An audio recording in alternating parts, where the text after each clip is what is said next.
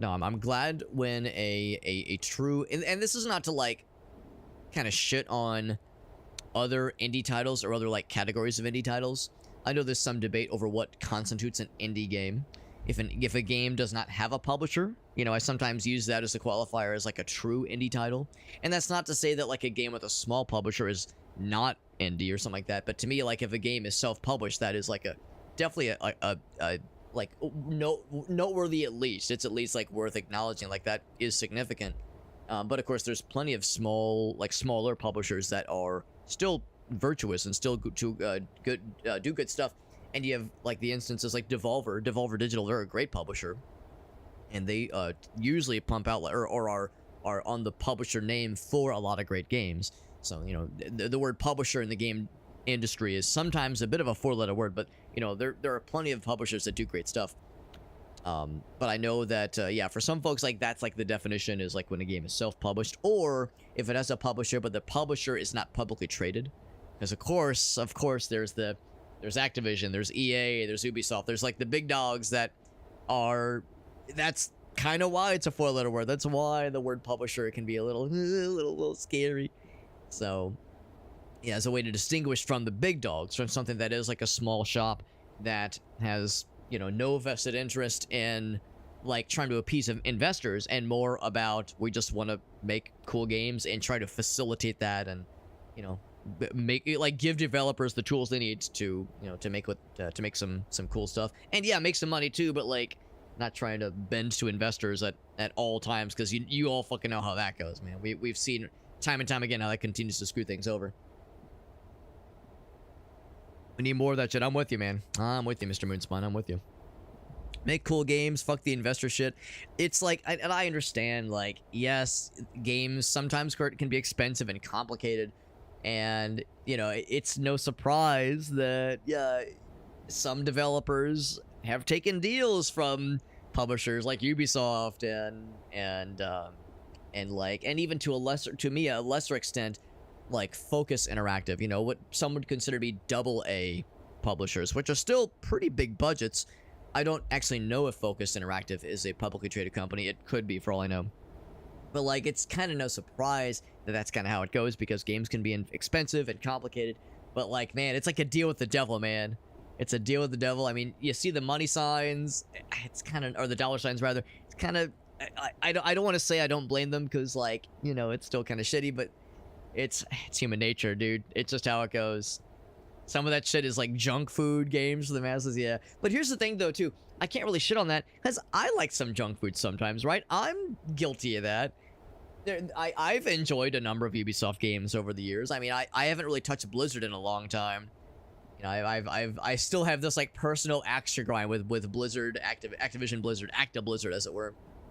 But like, yeah, like I'm part of the problem. I admit it. Same, yeah. It's like I can't really pretend to be, you know, better than anybody else, because I'm right there with them, man. As much as I try to have a healthy gaming diet, I dip into that gaming junk food too. It happens to the best of us.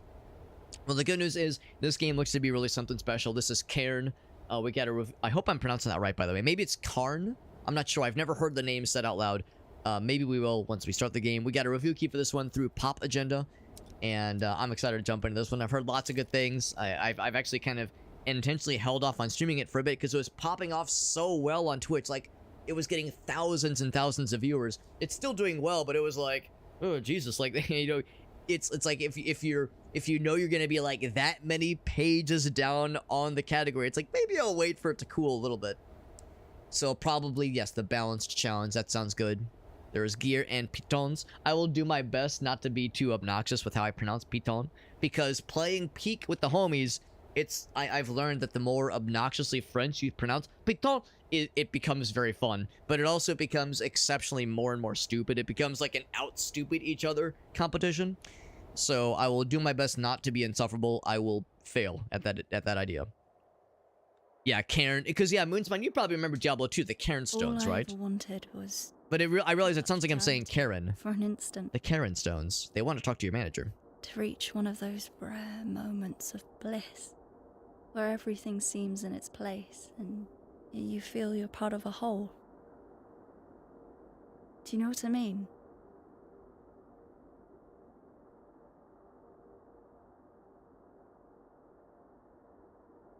apologies for talking over that. This is one of those instances where I couldn't hear the dialogue on my end. I know it was going to you guys, but it wasn't coming through my speakers. It happens every once in a while. Sometimes with newer games, with like surround sound. Go ahead, answer. Hey, Arthur, it's Chris. Do you ever pick up the phone? Hi, Chris. Sorry. Look, I've not really got a whole lot of time to chat right now. Absolutely. Just touching base to say we're good to go here.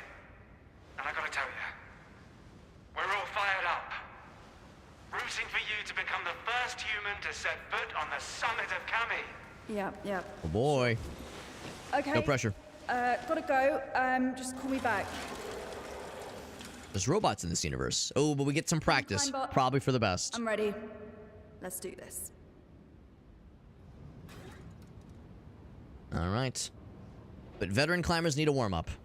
So highest holds on walls number 1 and 3 to learn the basics. I could use some basic learning. So, finish wall 1. Here we go. So nice and simple. Presumably. Here, I'll just walk up. Start climbing. All right. I'll start climbing. Move a limb. Left limb. Okay. And then, like, grapple. Yep, there we go. And then, okay, so it's one at a time. Cool. Because in my mind, I was like, I hope this isn't going to turn into it, and there's no way that it would, turn into like a QWOP experience. Or an Octodad experience where you have to, like, control each limb individually. No, it's just a one at a time kind of thing. There might eventually come a point where you do have to, like, pull some shenanigans. So yeah, we're taking it kind of one at a time. I like how it's even like labeled number 1. It's kind of fun. So if I grab that, is that good? Cool. Hold, and then you hold to release. All right. There we go. So it's wall number 1. Not too bad.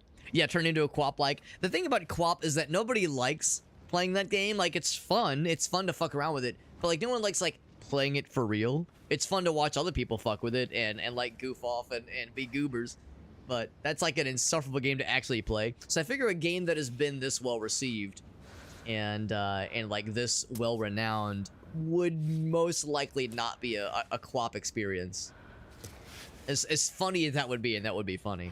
And of course, they're gonna hit us with the bunny slopes at the start. They're not gonna throw us to the wolves. I have heard that this game gets, like, fucking intense. I've heard that it gets, like, really intense and really fucking brutal. In a lot of ways. I've heard that it gets, like, brutal in a lot of ways. Actually, what I'd like to do is get my other leg up. But maybe, yeah, if I reach for that, maybe. I can't quite get that one, yeah. There we go, there we go. So you can cancel last action if you find you've committed to something that you don't like or don't want to do. Yes, if I back up, can I go to that one? I can get enough. I can get enough, yeah. The way you try to, like, pretzel your body into recover stamina, sure. Good. Yes, if you feel yourself getting a little bit loose around the gills, you can kind of, like, give yourself a breather, which is kind of nice. You can see, yeah, when, like, the limbs start to wobble a little bit. Now, what I don't know is if the wiggles are the sign that things are getting a little scary. Like, when's the sign that you need to reconsider the stamina? Get on that. That's a very small little spot. That might be enough. Jump back down. Okay. That's something to consider, is, like, because I think what's probably happening is you guys can probably hear some of the audio cues. The fact that I have heard very little makes me a little bit concerned. If there was a way to change... Because I think what's probably happening is that it's doing, like, surround sound stuff, which is great. But what sometimes happens because of, like, some of the weirdness of my audio setup, I don't hear some tracks sometimes. And the one track that I usually miss out on is dialogue. But usually it's only for cutscenes. It's very rare for in-game noise or, like, sounds not to go to me. And again, usually it's just dialogue. So if she, like, if I had to guess, she's probably making noises saying, like if she's, like, if there's some kind of indicator that she's getting tired that I'm supposed to be listening for, that could eventually become an issue. I'm like, yeah, I'm watching for, like, the wiggles. Her breathing gets pretty intense, yeah. I might want to switch to headphones then. Because if I switch to headphones, that usually does the trick. Now, I wonder if I should just do that real quick. Yeah. Yeah, well, we got kind of got a pause screen real quick here. Yeah, I think... Let me think about this. I think doing this while the stream is running shouldn't be a problem. Let's try that. Yeah, give me 1 sec. I'm going to put the BRB screen up. And let's see if we can make this happen real quick. It shouldn't take too long to grab the headphones. And if I can't get it to work, it's not the end of the world, but yeah, I'm going to see if everything will continue to work as it should if I plug this in after everything's running. Because you know how that goes. Sometimes juggling audio shenanigans after the stream has started can be a little bit nerve-wracking, but we'll give it a shot. Give me just 1 sec.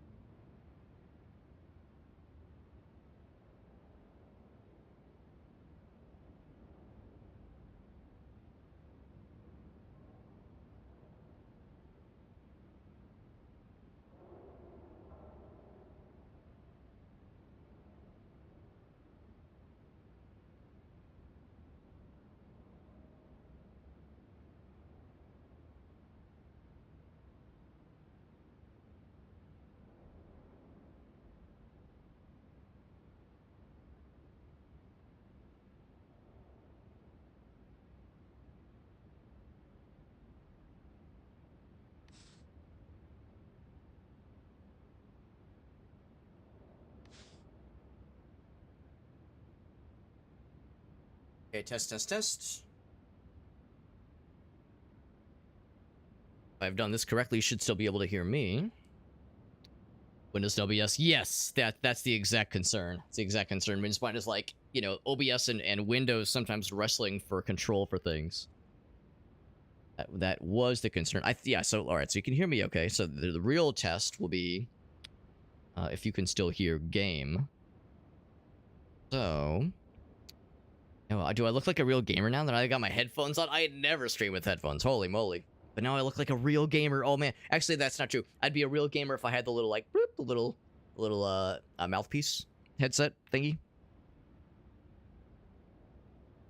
Now, I don't usually stream with headphones. I mean, to be honest, maybe I should stream with headphones.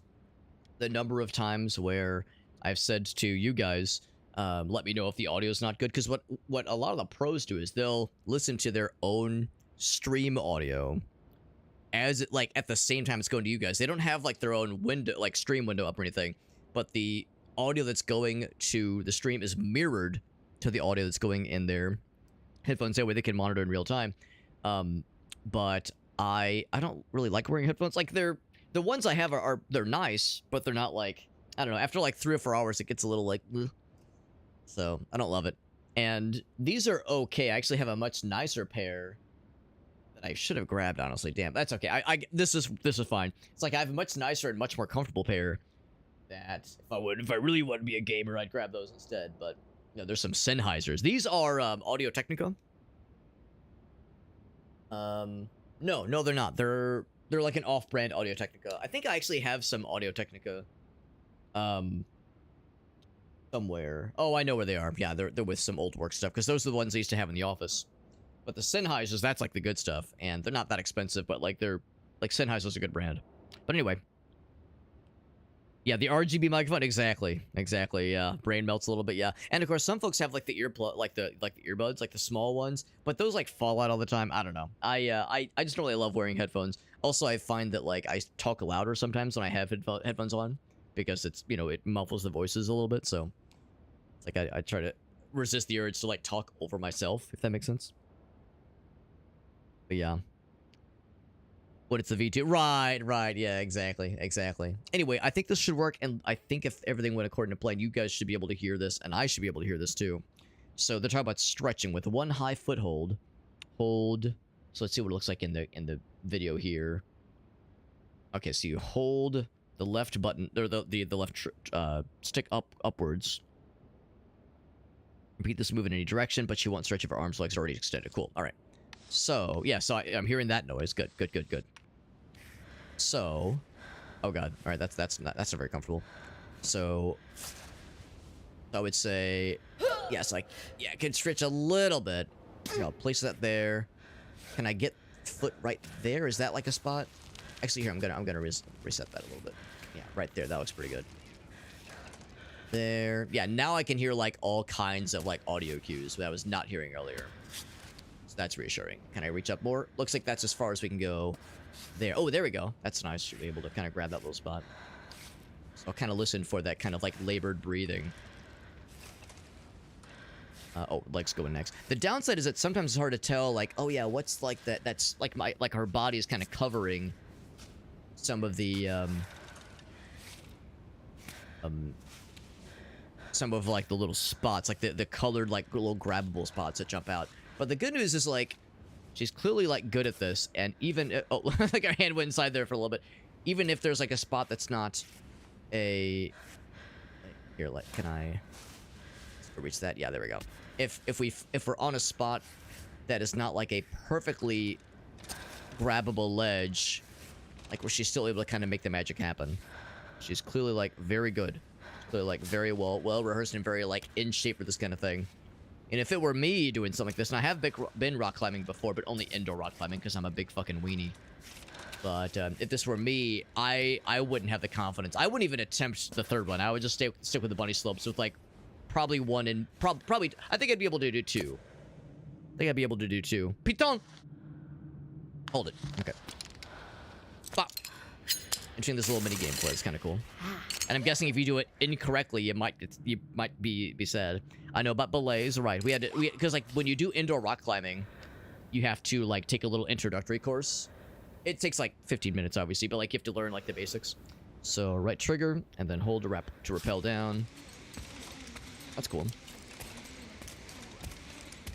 Yeah, I'd probably, I don't know, maybe I'd still attempt number 3, but I would need like a buddy. I wouldn't do it solo. Because I have a fear of heights for one thing. And then retrieve the piton. There we go. Right, climb the rock face. Does that mean this one over here? Or does that mean like do like real shit? No, I have a fear of heights, so I would never do like real rock climbing. But I've done indoor rock climbing. And it's fun. But yeah, doing it by myself ain't no fucking way. I did it with my brother one time, which is really cool. My middle brother. It was actually like really nice. We still talk about it. My middle brother, so he's 10 years my senior. 10 years older than I am. And you know, growing up, so I'd be like, he was 18 when I turned 8. There was a pretty big age gap between the two of us. So you know, as a kid, it was like sometimes hard. We never like didn't get along, but it was kind of hard to relate to him and him to relate to me because I was just some snot-nosed kid and he was a young adult.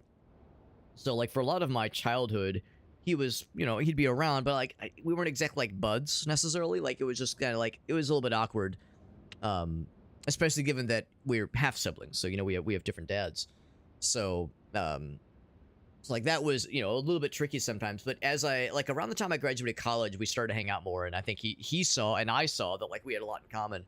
And yeah, he just kind of invited me out of the blue to go indoor rock climbing. I was like, absolutely, that sounds so fun. So yeah, that's like something we still talk about. Now he's got kids and he's got a family, you know, he's busy, but it's always nice getting to hang out with him. Anyway, so usually selects the best limb, but sometimes you might want to override things, right? Which gets into more the copular situations.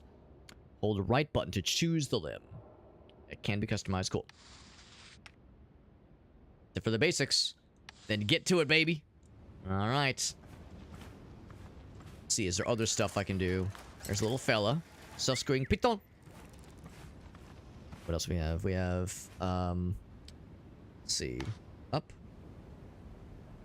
Left. Oh, that's kind of cool. Oh, to like, yes, to like kind of zoom out. That's kind of neat. Really look around. Oh, that's what they mean. Okay. They mean this way. Kind of putzing around. So I don't know what those things are. There's also, I have 3 of those. Okay, a limited number of piton. Backpack. Oh wow, I have all wow, there's all kinds of goodies in here. I got foodsies. Oh, we have meters to manage. Okay, good to know. Good to know. There will be meters. Also relaxer. Oh, I see. Yes. But of course, yeah, you need it will dehydrate you, obviously. Yeah, okay. Good to know. I'm guessing that, yeah, we'll eventually need to manage these things. They're probably gonna ease us into these things. They're not just gonna like throw us to the wolves right from the get-go. But yeah, some clear water. It's chalk, right, when climbing. Yeah. Yeah, can't live without that. I get nervous on a step. I'm with you. I'm with you, Mood's fine. 100%. I totally get it. I totally get it. All right, so we just gotta climb that first wall, man. How hard could it be? How hard could it be? Let us begin. One step at a time. They say every journey begins with a single step. Every great journey even begins with a single step. Let this be ours. Now, I'm fairly sure that quote, every great journey begins with a single step, was uttered by the famed Voice Critical in his Quap video.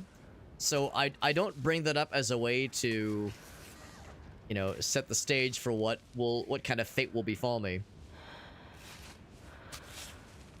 But I don't not say it. I don't avoid saying it for the same reasons. I mean, if I can make this not turn into a cartoonish comedy of errors, then that'll be a, I think that is a dub. But there's not like, that's a very smooth spot right there. Can I just temporarily? She's doing some wiggles. Now, oddly enough, I haven't heard like any intense breathing yet. Uh-oh, that's not good. Yeah, recover stamina.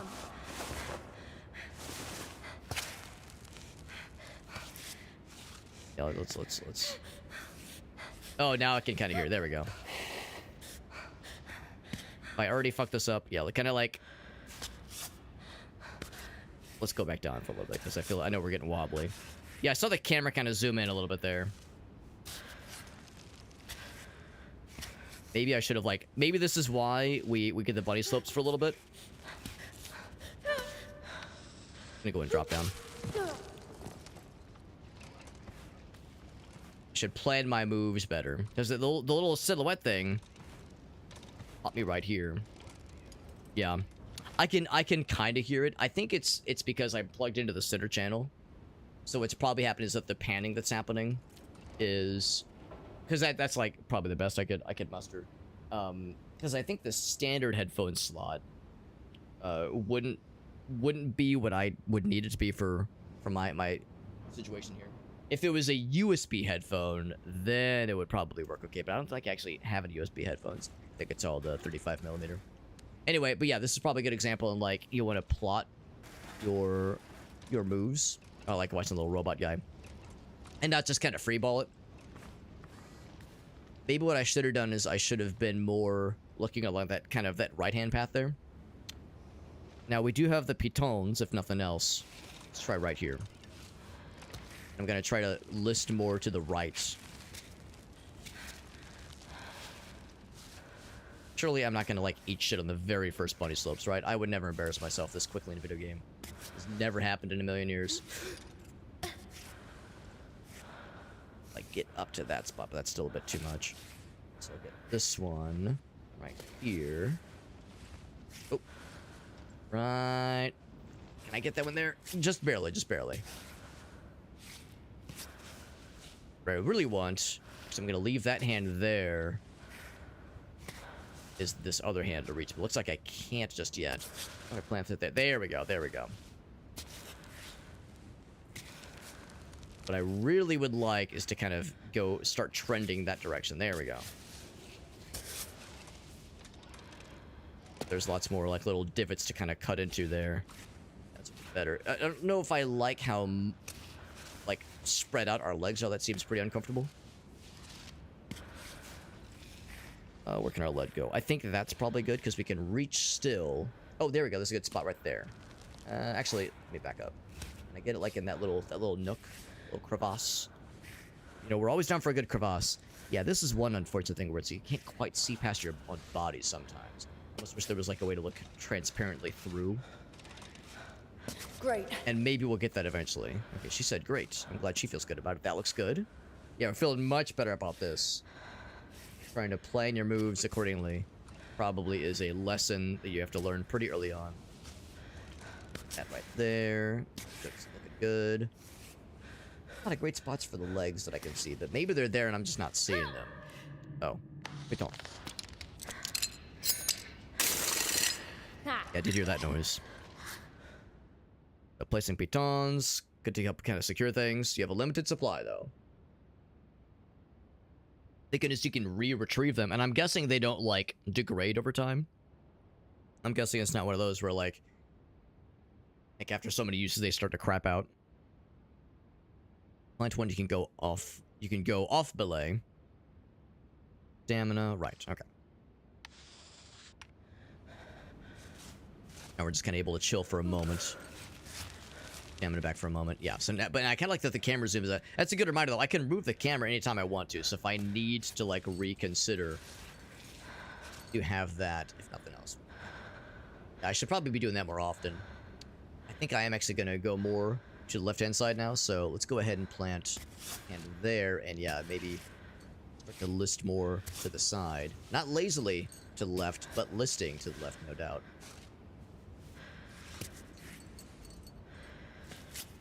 Be good. Now I'm hoping that I don't have to go off the belay to continue climbing. I'm guessing that's like Just I wanted to drop down. At a spot? I don't know. It doesn't feel great about that one. Good. Get into there. There we go. So I did hear that, but now I'm feeling better. I don't know if I love... Yeah, if I can get, like, get the tootsies in there. There we go.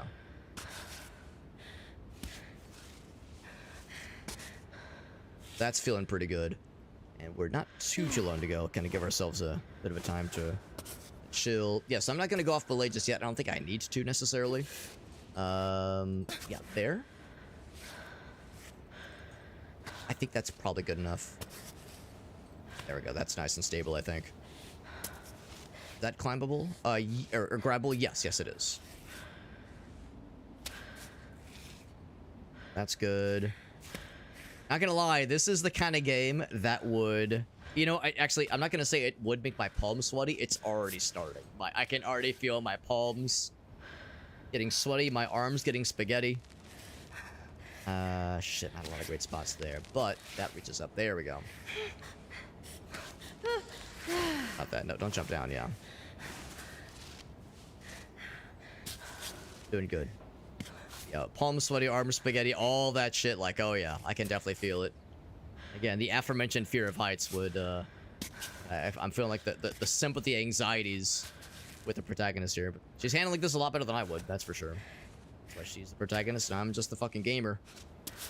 Playing games and pretending like I'm doing something with my life. Hoping that rope isn't gonna, like, yank me. fact that I'm still climbing, I think, is a good sign that it's not like getting taut or anything.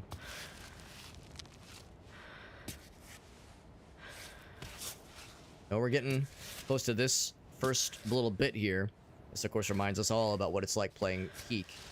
And when you ascend to that first summit, you're like, oh, all right, we beat the game. And then you're like, oh, wait, no, there's so much more. That's like just the baby mode. So there we go. So we climbed the face. And now you have the Breath of the Wild moment.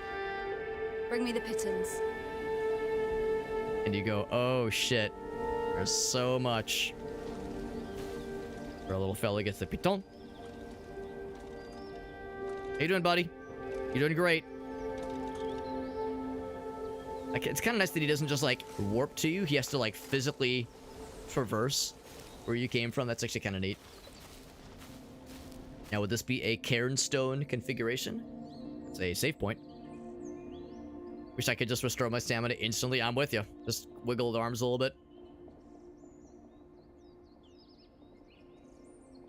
The Jungle or Shroomland. Peak is a very fun game, but I think it's a hard game. I think it's that's probably not a hot take, but like I've heard other people be like, oh man, this biome's so easy. The number of times I've heard people be like, yo, the caldera is so easy. I'm over here like, this game is hard, man. This game is hard. And I've beaten it on a few occasions, you know, in a group obviously, but it's a hard fucking game. But it is fun. I've never attempted to play it single player. I've heard playing it solo is also very cool, but playing in multiplayer is definitely the way to do it. Yeah, to me it's no question. To me it's no question it's a hard game. And it's probably not even for everybody, but it is a runaway success for a good reason. It's very good. So, find a bivouac site. Okay. To pitch a tent. Cool. So I don't know if we necessarily need to, like, heal up necessarily, but I will save. That's a fun word, bivouac. I could say that all day. Going up Kami Mountain. I don't know if there's a way to move fast in this game. I don't know if I want a way to move fast. It's kind of like chill, just taking it all in, man. Coming call. Let's see. Are you my cell phone? Who's it now? Chris? Naomi? Don't pick up. I'll take care of it. Do I, like, pick his entire body up and hold him up to my ear? There's clearly, like, some future shit. Also, I like how the bars have been knocked down. Yeah, it's very tranquil, and it will get stressful and not tranquil in some time. Of that, I am sure. No question there. Climbing practice. High altitude, don't lay off the chalk.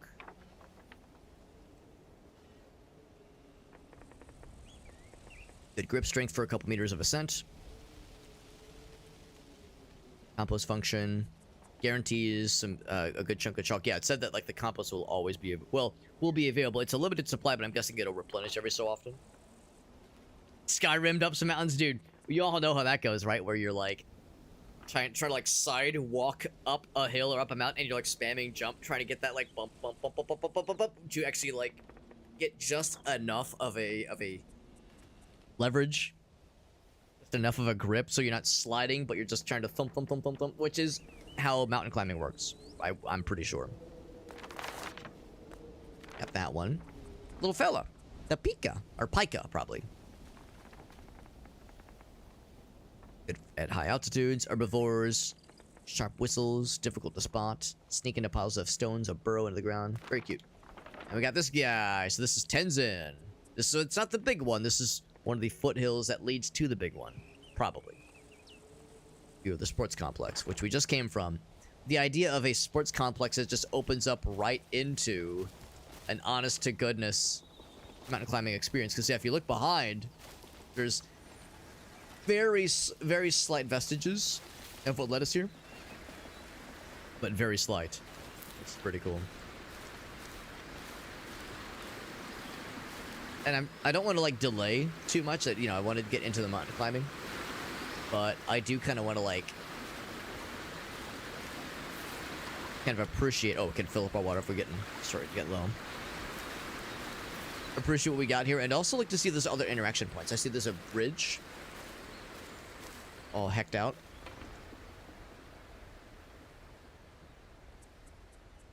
Invisible walls, though? Yeah, yeah. It's a GR 307. Hiking trail is closed. Now, what about this could possibly be, you know, not hikeable? That's surprising. We got Meerkat. What's up, Meerkat?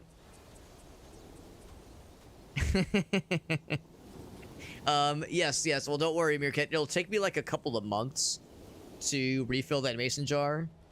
You know, it's a slow process, but it's worth it. I got you, bud. What's up, Scotty? I'm happy it's finally... Dude, I'm with you, man. This game has been... It's interesting how like hotly anticipated this game has been, even though I don't think it had a demo available for that long, like a public demo. But it seemed like it was featured on a number of like gaming publication sites and whatnot. So I hope he's waterproof. Are you waterproof, bro? I assume you know more than I do.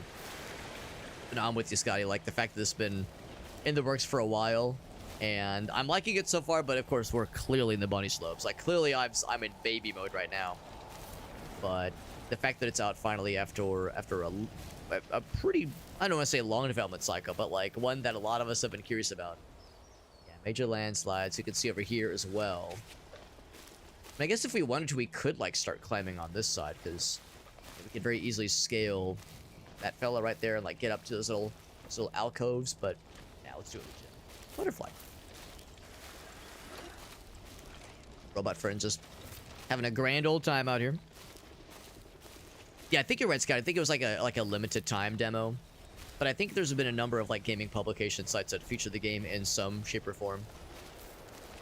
Save. Then I'm gonna start on that cliff face right there. That seems like a nice stair-steppy way to start this thing. I mean, if I was a gamer, I'd do one of the hard mode, more smoother areas. But route plan. Oh, it's kind of cool. A starting position. It's kind of neat.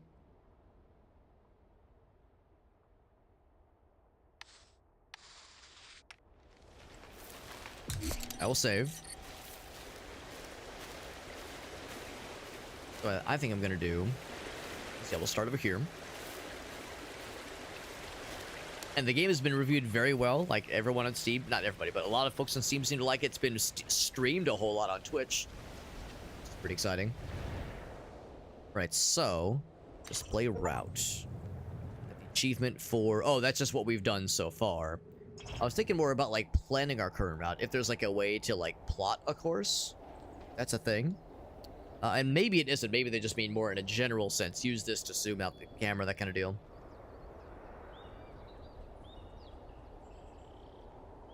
That's kind of neat. Yeah. So display route, that just means, yeah, just looking at where you've been, where you come from. There's the old sports complex. There it is, man. All right, so yeah, let's go ahead and use this as the starting point. I think this is the way to do it. Let us begin, my friends. There. Actually, oh, here we go. I see a little spot. Yeah.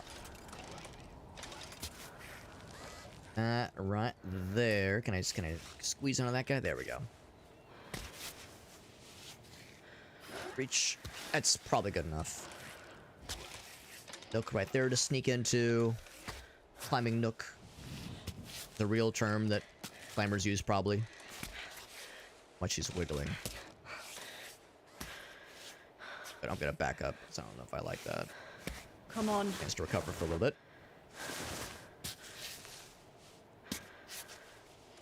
I reach. Not quite, not quite. Here, I'll just put the hand there so I can get this leg. Right there. There we go. What I'd kind of like to do is get on this guy. There we go. The ledge right there. I'm sure the developers probably like placed ledges and kind of architected the whole the whole like layout of the cliff faces very deliberately. Right on. Sure, that took a lot of fine tuning to get it just right. Yes, robot, you're doing great. Oh, I don't like that wiggle. What the heck? What's with that? I got the stanky leg, bro. I don't want the stanky leg. I don't want that stanky leg, bro. Too stanky.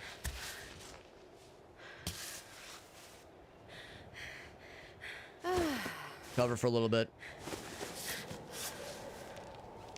That wind is a little bit unnerving. I think I think kind of going up this side is gonna be the way to do it. Kind of grab that same spot right there. Just hold on that. Kind of reach. There we go. Gonna leave the hand right there. Yeah, there we go. Leave the hand there. Yeah. Cover a little bit. There we go. That's good. That's good. Leg right there. I don't know if that's a great spot for the leg. We're getting thirsty. The game is trying to encourage me to set a piton. So, we're actually pretty close to our first little milestone, but we're gonna have to take a bit of a diagonal course to get there. So we'll give that in a moment. Enjoying the evening, man. I just hope this game isn't too stressful, because it would be stressful for me. I mean, it is stressful for me. I'm enjoying it, but it's a spicy one for sure. Couple chippies, yeah. I mean, chips are great, but they're not always very filling. That is a tricky thing for sure. Whoa, it's a raid from Alias. What's up, Alias? Alias, you might dig this game. It's very good, but it's also very stressful. It's very good though. This is Cairn. We're just kind of getting started. You know, I'm in like real, maybe not try-hard mode, but I'm definitely in gamer mode because I got my headphones on. You probably know I rarely stream with headphones. Mostly because I don't really like wearing them. They're kind of uncomfortable for me. I'm gonna rest for a moment and also see if I can. So we're getting a little bit thirsty. Take a little drink of water. We drink the water? I guess we drink. Yeah, it was like instantaneous. Another one. There we go. Like, I'm gonna set that there. Legs are gonna be the most important part. Can I get this little pick to the market? There we go. Actually, I'm gonna see if I can reset that to be. There we go. That's better. There. That's looking good. Trying to like do things kind of slowly but surely, one step at a time. This is not a speedrunner's game, at least not for me, at least. You know what? There probably are people that have speedrun this game. I'm sure people have gone nuts with this already, but I'm trying to take it real slow and steady. And as you can imagine, as a person with a honest to goodness fear of heights, my hands are only a little bit sweaty. I'm only a little bit of a sweat generation monster right now, just a little bit. A little bit. Aaron, we got Aaron in the house. What's up, Aaron? No, thank you, Alias, for that raid. Let's do a quick shout out. Thank you guys for popping in. And do a quick shout out for our boy. Thank you very much, my man. And we got Aaron in the house, our friend Game and Browse. He says, give me the new Bomber refresher. Trying to make sure I don't get Bomberman with my hand sweat, because again, this game is very good, but it's also sweaty. It's a sweaty game in a very different kind of definition of what a sweaty game entails. If you get enough chips, they become filling. No, Alias, you know about Vark Skelter, so you probably knew about chips for dinner. The ultimate form of sadness. Chips for dinner, that's like admitting defeat. No, it's a good game, and it just came out about 2 weeks ago, so it's still pretty fresh. It's been reviewed really well on Twitch, or on, well, yes, it's done well on Twitch. It's been reviewed well on Steam, is what I meant to say.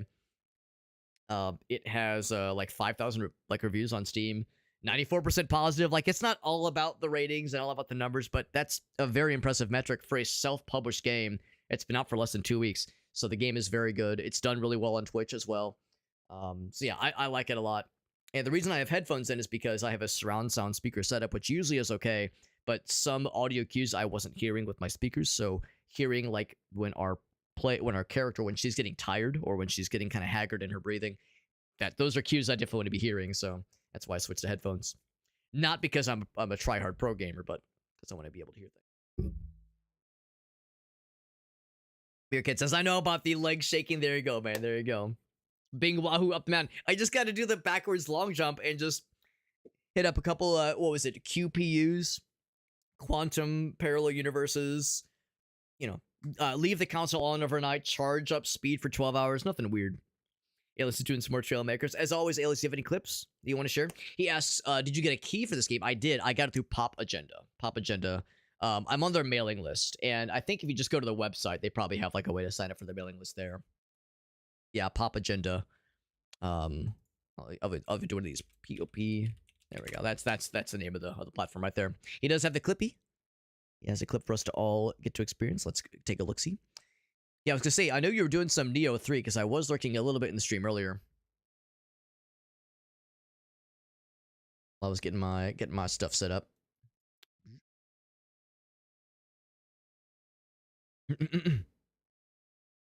Yes, I'm back with long jumps, obviously. Not afraid of heights, but I'm afraid of ladders. I'm afraid of both. I'm afraid of both, honestly. Twink maxing? Oh, that's impressive. Match his hair. Like the red? Yeah, that's a good idea. That is a good idea. Or we could match with his nipple color. At the heterochromia. That's smart. Smart man. Now, I have to know. I have to know. I'm looking. I don't see like a little thing that shows like a little circle with the circle inside of it. Like the red? Like a nipple color selection. I don't see a nipple or color we could selection. Match with his nipple color. Yeah, I mean, very yassified. That's really good. God damn it.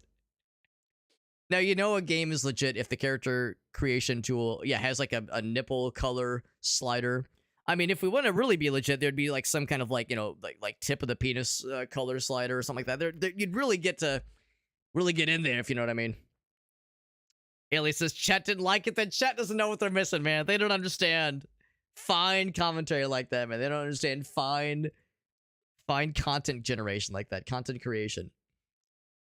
They weren't ready for you, Ailey. They weren't ready. You were too ahead of the curve. You were ahead of them. Rest of the society wasn't ready for you. They'll come around, though. They'll come around. Right, let me just grab one other thing. Thank you again, Alias, for that raid. This Sunday, I should be maybe good. My friend's having a birthday shindig Sunday evening, but I'm not sure what time, so there's a chance I might be late to Sunday games this weekend, but I should be able to do something. Some kind of thing. You can't actually influence the color? Well, that's disappointing. That's disappointing. What about braided nipple hair? What's up, Farsight? Yeah, it is getting... I know it's kind of late for you guys right now, but thanks for popping in. Thank you for that raid. We are going to continue playing Cairn. What's with the headphones? So I usually just play games with my usual speakers, and I have surround sound speakers. They're not like that fancy, but they're useful, and they're nice. And most of the time, if I'm playing a game, and I'm not streaming, it's never an issue, but sometimes when I'm streaming, certain audio channels don't always make it into the speakers because they go primarily to the stream. So what sometimes happens is, you might have heard me say, there are instances where we'll be watching a cutscene and I can't hear the dialogue in the cutscene. Usually I can hear like other audio cues, but I can't hear dialogue sometimes in some games. This game has that kind of quirk, or at least my computer has this quirk with this game, but it's for all dialogue. So I wasn't hearing any noise from the protagonist, and they're very important audio cues when she's getting tired, or like getting like heavy, like laborious breathing, that kind of thing. It's still a little bit quiet on mine because I'm plugged into the center channel. There's a lot of audio panning happening in this game. So it's still not a perfect solution right now, but it is to make sure that I can hear the important things. And I'm prepping my DJ said, yes, exactly. I mean, the joke is that, yeah, the headphones are a sign that I'm like doing like some real gamer shit, like a real like try hard sweaty shit, because you're a real gamer, a real streamer if you have like the headphones and they're very expensive looking. They got the RGB lighting. But no, it's just kind of for the necessity of trying to like make sure I'm catching important audio cues, because I'd rather know that the protagonist is getting tired while climbing a mountain by her saying, "Wow, I'm getting tired," versus her slipping and dying and exploding. No lights, just the clean cans. There you go. No, these are kind of my like just kind of whatever, just my junker headphones that I don't really bust out too often. They were the first one that I grabbed. I think I might have an old Audio-Technica set. It's not the Audio-Technica like 50X or whatever the popular ones were. It was like a cheaper version of those. But I do have those in a box somewhere. And then I have my Sennheisers, and I should have grabbed my Sennheisers because those are really nice and very comfortable. These are okay. And the other ones that I have are okay, but the Sennheisers I could wear for like a long periods of time and be okay with it. Those are the ones I brought into the office. So yeah, those are like real cozy and real chill. But I just grabbed the first one. It's like this will be fine for like a 3 or 4 hour stream, obviously. But that's why I don't really wear headphones, is because they just get kind of uncomfortable after a while. Maybe if I wore them more often, it'd be fine. But I don't know. It's whatevskis. Maybe some games, sometime. Yeah, sometime this week. Yeah, this week might be. Or are you saying, yeah, any day of the week? Got too many good things going on? Yeah. Yeah. I mean, I might be flexible. It's one of those where I might have to join late, because it seems like a lot of times on weekdays, I'm not at my computer till like maybe 9, maybe 9:30, sometimes 10. Central, that is. So I know that's probably not convenient for some of you guys. So I'd be happy to like join in late when I can for some of those. And this Sunday, I would say it's a pretty good chance I'll be late. So this week, unfortunately, might be a little bit tricky as far as like getting in early for multiplayer games. If nothing else, next weekend should be okay for me.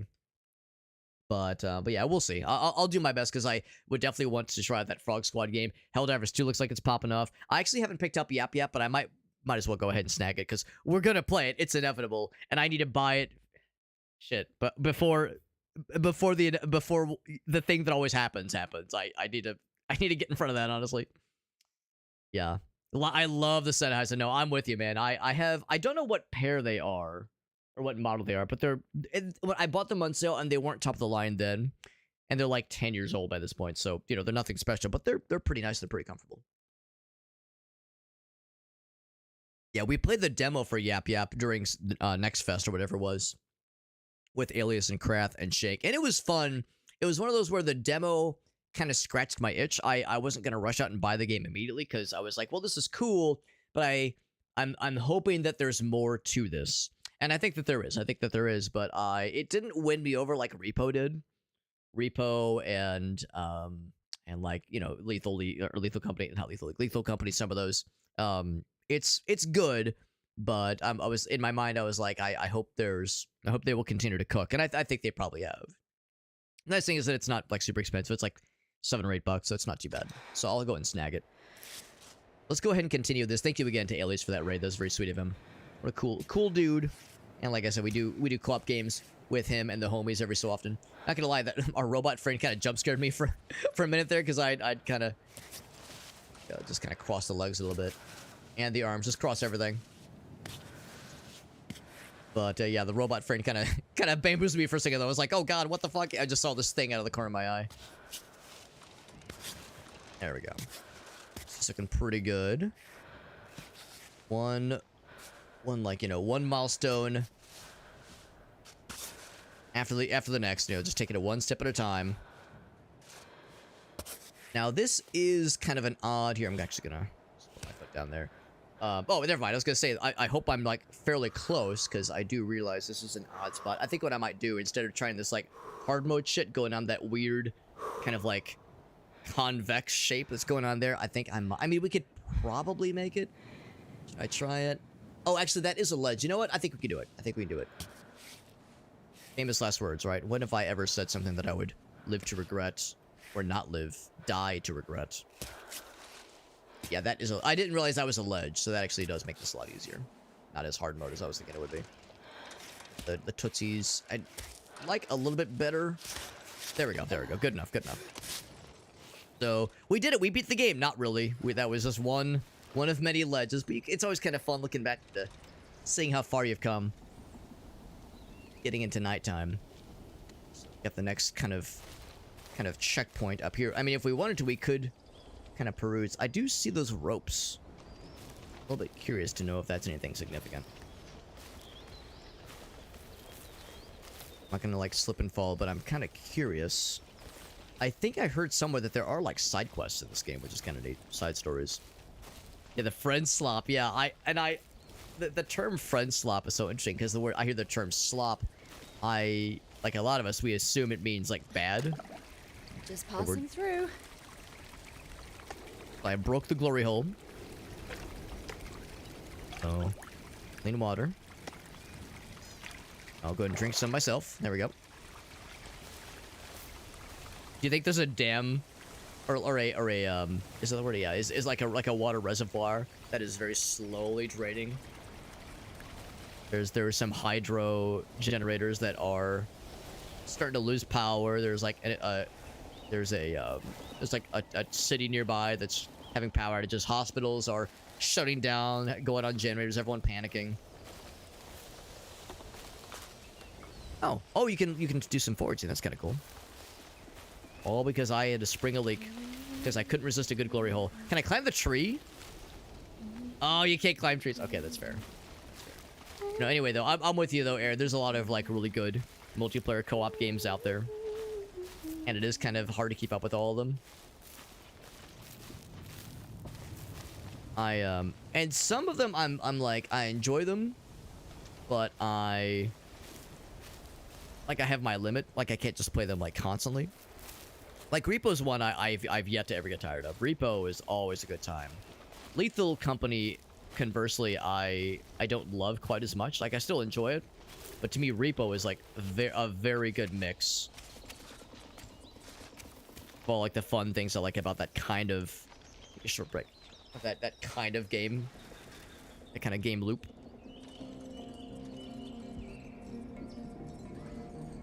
Nice little atmospheric moment. It's a pretty game. Graphics aren't like super like astounding or amazing, but it's pretty. It's nice. Nice to have these little tranquil moments. Little breaky break. Yeah. But there are a lot of them. There's a lot of them for sure. Yeah, it's not necessarily a derogatory term. But some of them, I mean, well, let's be real. Some of them are, games that have just been farted out quickly. Yeah, when we played Gap Yap, that was, or the demo at least, that was one where I was like, I feel like I got my fill. Like, I didn't really want to rush out and play more of it. So I'm hoping that the main game will have, like, more meat to it. Yeah, exactly. The Cairn stones, exactly. We actually found them. I mean, Peak is such a good example of a, the co-op game that has been made with a lot of attention to detail. It's a very good game, and the devs have like put a lot into it. They keep updating it all the dang time. Like that game is a really good example of co-op, like new co-op game done very, very right. See if there's any other cool little paths I could take. Could probably take this route here. Probably like start kind of where I'm standing here, go diagonally up a little bit, climb on those kinds of little ridges, because that ledge right there is so much lower. It's so inviting. It's such an inviting ridge. That being said, this one that's a little bit almost tempted to instead go for this one over here. This one right here looks even more like it has more opportunity, more options as far as climbing possibilities there. I say let's do that. I noticed there's like that little plant going on the ceiling there. I wonder what that's all about, but probably not anything of significance. But yeah, a few of them is staying power. Yeah, I'm with Aaron on that. Some of them, you play them once or twice and you feel like you've kind of gotten your fill. I'm trying to think of something that have been disappointing, because of course I love Repo, and and Peak is good. The thing about Peak is that it's such a, for me at least, I know other folks disagree on this, but I think it's a hard game. I think it's a hard game, and it's like a little bit draining sometimes. It's a little bit exhausting. Sometimes it's nice to have something that is, I mean, it doesn't have to, not every game has to be chill and relaxing, but like sometimes it's nice to have a chance. Peak sometimes just beats the shit out of you.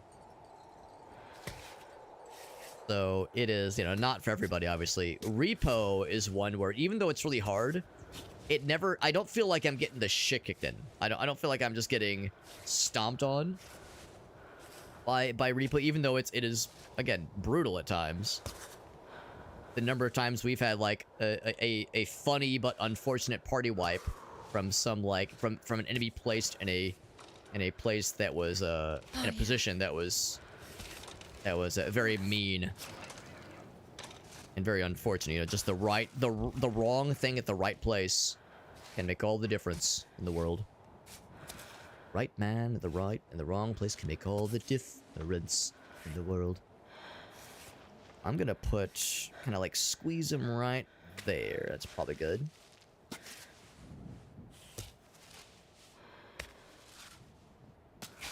Like kind of squeeze up this.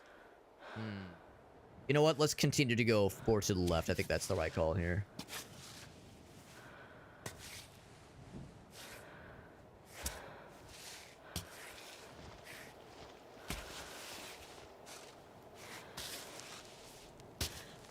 That's good. That's good, I think. The wobbles make me a little bit nervous. Okay. Focus. There we go. You know what? I think that's incorrect. Well, I don't know. I'm a little bit nervous that we're gonna hit a point and be sad, but I'm a little bit nervous. You know what? No, let's stick with the route we were going. I think we were on the right path there. Can I get that? I guess it's good enough.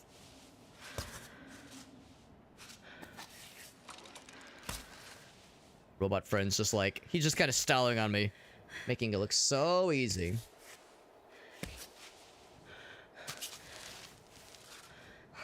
I'm gonna get the legs next.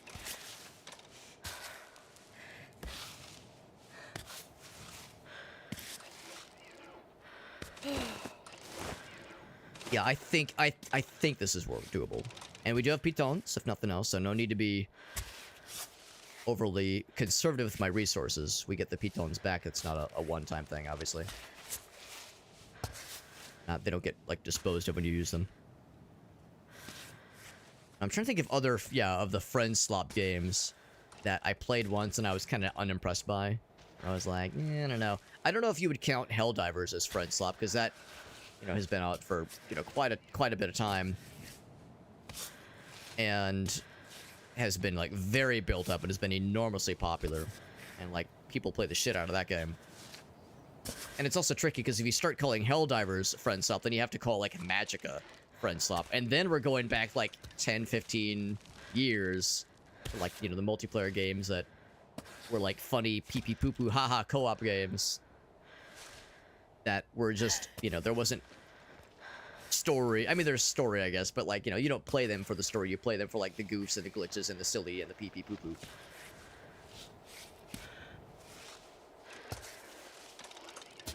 Gonna see if I can get that spot right there. Now, the legs are gonna be a little bit weird. Actually, never mind. I'm full of shit. That's gonna work perfectly, I think. There. There we go. Not too bad. I was a little bit nervous about that one, but we got that shit.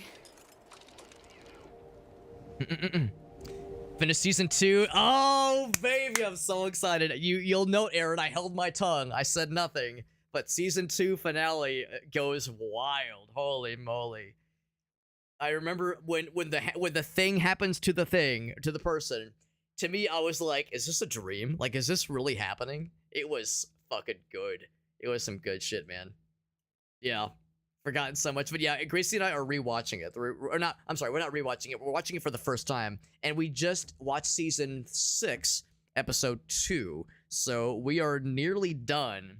We just started season 2, and it's a fucking doozy. Good lord. Good lord. Yeah, Peak will spit in your... It'll spit into your butthole. Your butthole is just, like, gaping, and it'll just spit right in it. Just bloop, right down there. And then you'll thank him for it. That's right. Yeah, and you will say thank you, because you enjoy the experience. But yeah, it's brutal.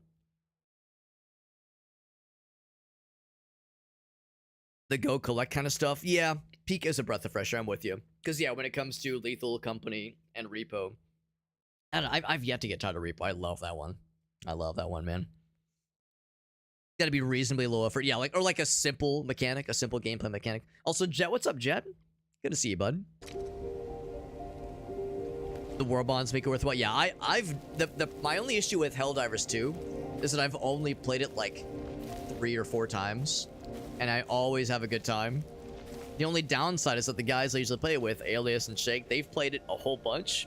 So I'm like playing with seasoned veterans, and I'm like baby mode over here. And I've got all like the baby mode weapons. Like it took me forever to like unlock some of the basics. But that's always a fun game, and I always like really want to play more of it. It's always such a good one.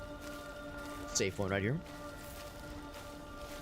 It went a little bit lich. Yeah, damn. Yeah, season 2 ending goes nuts. Truly, truly nuts. Man, without spoiling anything, yeah, it's like, Jesus Christ, season 6. started on a bold direction that I'm enjoying. Raspberries. But like season 6 is fucking nuts and knucking futs. I wonder, this looks very climbable. Would there be a way for me to like scale to that other side from there? I don't know if it works like that.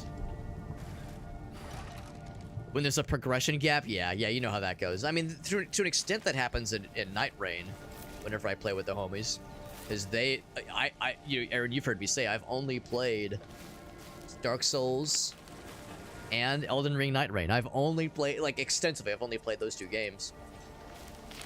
So, I'm so behind the 8 ball when it comes to knowing certain bosses, knowing certain weapon types. And of course, since I don't play the game outside of streaming, I'm not familiar with like other builds, and I don't like keep up with like the subreddit and like the meta progression, or not meta, just the meta, you know, the understood meta of like what's in vogue, what's good, what's a pizza ball, what is not a pizza ball. I think we're gonna start with this. One of these two. I think I want to, start with that little ledge. We could go for that one. But this one gives me the most hope. I like...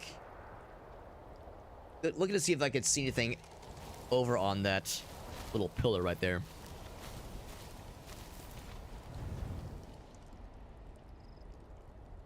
Can't zoom out anymore. Yeah, there's nothing there that I can see. I like the robot just making it be like, hey bro, look how easy it is to climb this, bro. It's so easy, bro, you can do it. He's like styling on me. Just showing off. Yeah, you got those like little robot climb-majiggies. Pros make it look easy, and by pros I mean robots make it look easy. It's like shouts to this gal for being so flexible. Like in the intro cinematic, you can see she's just doing some stretches, and it's like, yep, this girl knows her shit, because not just some like rando. It's a person that has been training for such a situation. A bit of a slippage there, but we're okay though. Oh, there's a little fella. We heard about the little fellas on the right there. See the little dude? Little guy right there. He's just a little guy. He's just like me, for real, for real. We'll eventually need to stop for the night because not the stream that is, but like she'll need to rest. So we'll eventually have to set up a tent. In fact, we might have a pretty good opportunity for this pretty soon here once we reach this first little spot. That one right there. Also gets a little bit darker. We do have a lantern, I think. Oh, yes. Do some night climbing. We do have that. She says, oh, yes. While your time. Not my words, not hers, but it was implied. Yep. Gotta say, when I first heard about this game and first saw some of the gameplay, I was nervous about, like, man, how am I gonna control each individual limb? That seems so complicated. They do a pretty good job, honestly, of kind of guiding you along. Just kind of one spot at a time. Now, the question is... how do I... oh, never mind. I thought we had to rest. No, we're doing okay. We are getting hungry and thirsty. So, I'll take some water. But yeah, we're actually... I guess... yeah, maybe I'm wrong. Maybe we don't have to worry about, like, energy levels. But definitely food. Got some raspberries. Artificial sweets when nature provides them. There you go, baby. It's pretty nice.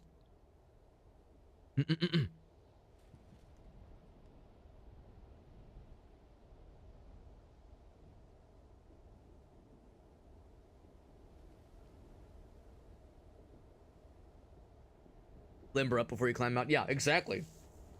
There's like all the weird like contortions you have to do to get certain limbs and certain body parts into certain spots. Yeah, it can be more forgiving for sure.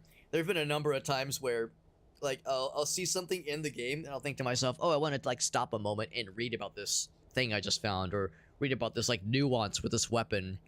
Or you find a weapon and it has this superpower or this like extra ability on it. What's this extra ability do? And you want to like experiment and try it out, but it's like there's no time because that time limit is always so like pressing on you. So there's just this like go, keep going. Like I never like stop to like read about a thing. And you've heard me say probably on a number of occasions what I need to do is spend like just 2 hours outside of stream, just sitting down with the game and like reading through all the runes and understanding like what they are and like what they're, how to like synergize them well, because my rune configurations are all just kind of slapped together. I hear like Chris and Abe all the time talk about like you know, my build for this character and this additional build I have for this character. I'm over here like I'm just slapping shit together and hoping for the best. Have I ever played the original Elden Ring? I have not. I don't even own it on Steam. In fact, the whole reason I even own Night Rain is that I wasn't even planning on picking it up because our co-op group, you know, Shake and Chris and Krath, those guys, or Shake and Alias and Krath, those guys have played all the Dark Souls games, and all the From Software games. So actually, I don't think Alias has played Bloodborne, but a lot of them have played the full trilogy and maybe like Demon Souls and a couple of those. And when I heard about Elden Ring Night Rain, I was like, that game sounds cool, but I'm gonna hold off on picking it up because like I'm so far behind. I need to do some homework. And I mentioned that to the guys. I was like, no, you guys can just play it. It's fine. I can just do something else. And Krath, the kind soul that he is, was like, well, that's not gonna do, and bought the game for me, gifted me on Steam. So it's like, well, fuck, now I gotta play it, bro. So that's kind of how that happened. Yeah, I really ought to just pick up Elden Ring at some point. But before I play Elden Ring, I feel like I should also play Dark Souls 2 and Dark Souls 3. And if I'm feeling frisky, get a PS4 and play, you know, Bloodborne. I want to play all of them, obviously. But it's a good one, though. Yeah, I've no doubt I would enjoy it. Now, the weird thing about playing Dark Souls 2 and 3 and Elden Ring is that I've now been exposed to a whole bunch of enemies and bosses and, I guess, weapons and weapon types that you're probably expected to first experience in those games. So I'm, like, coming around the other direction in a very odd way. So one of these days, I tell myself I'll get around to it.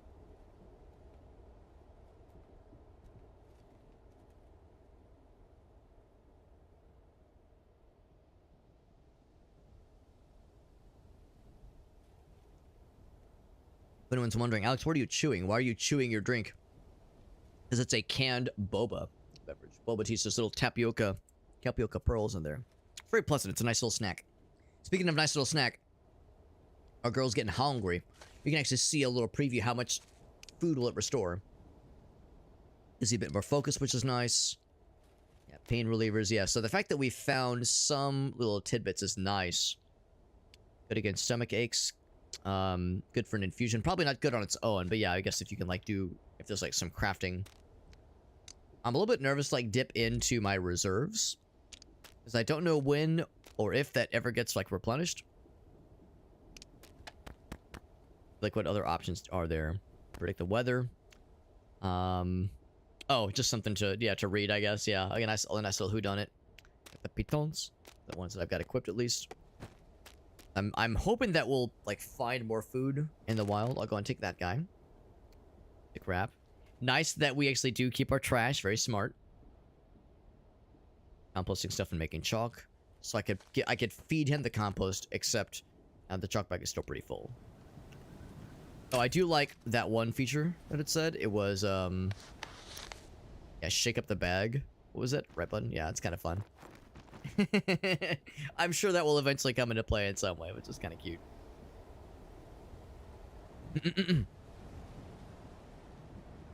Skip Dark Souls 2. Yeah, we talked about this not too long ago when we were playing. I can't remember what we were playing, but we were talking about the Dark Souls games, and it's always so fascinating to me because like anytime Dark Souls 2 comes up in conversation, I know Alias in particular, he feels very strongly about Dark Souls 2 because that's, I think, one of his, if it's not his favorite, it's one of his favorite in the whole series. And whenever that comes up, there's inevitably people in his chat that are like, Alias, you're full of shit, it's the worst one ever. Like, people get so animated about that series because it's a very good series, and there's a lot of, like, even though you think Dark Souls, you think of like one kind of game, there's a pretty surprising amount of diversity. And like in those games, like even though Dark Souls 1, Dark Souls 2, they sound like they're probably the same games, but they are, there's a lot of like, there's a surprising amount of like differentiation between the games. So I think is really phenomenal. I'm gonna see, left trigger. It's getting dork. Let's think about this. My original thought, kind of breather here. I didn't think too much before I just started kind of going, but I think we can make this work. I kind of want to go more to the right. That light really helps a lot because it's getting dork. Getting dork and scary. So every time somebody says, Alex, don't even bother with Dark Souls 2, just skip it. I'm over here like, that could end up being my favorite one. For some of it, it's their favorite. It seems like Dark Souls 3 is a fan favorite. Like, seems like a lot of people generally like that one. And I think I've heard Alias say that's his least favorite. I think he would acknowledge, at least, that that's that's the one that probably, like, does the Dark Souls, if you want to call it a formula, does the Dark Souls formula that reliably. I don't know if he's still listening, and he could probably weigh in better than I could, obviously, but, like, his reasoning for liking some and disliking others. I'm sure he has his reasons, obviously, and all I have is conjecture. I don't have, like, thing to, like, weigh in on myself. Okay.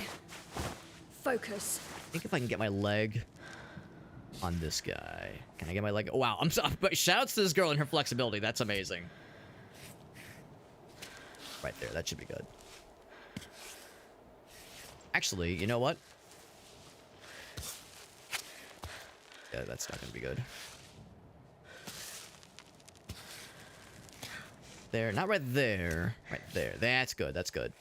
That's good, yes. Beautiful. Give ourselves a breather.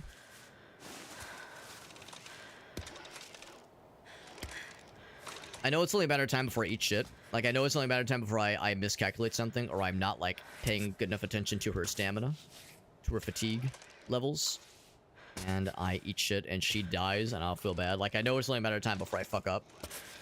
Hope is to delay that for as long as possible. I think this is the way.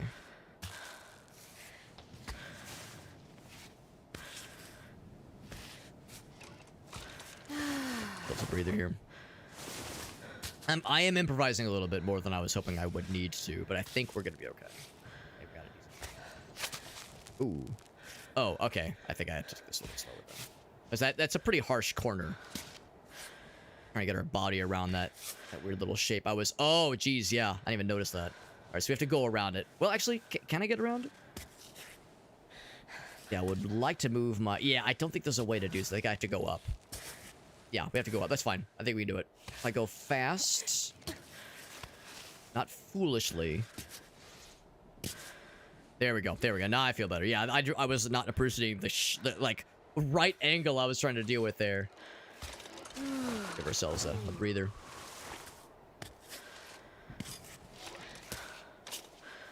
I think I see... What's going on here? Oh, we're getting cold. Right, so we might... I was looking to see if there's, like, a way to, like, make camp. I think there was a way to do that from the save points.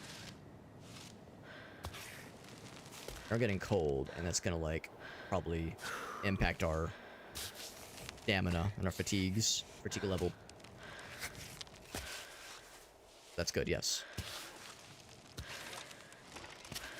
Oh? Good, that's good. Come on.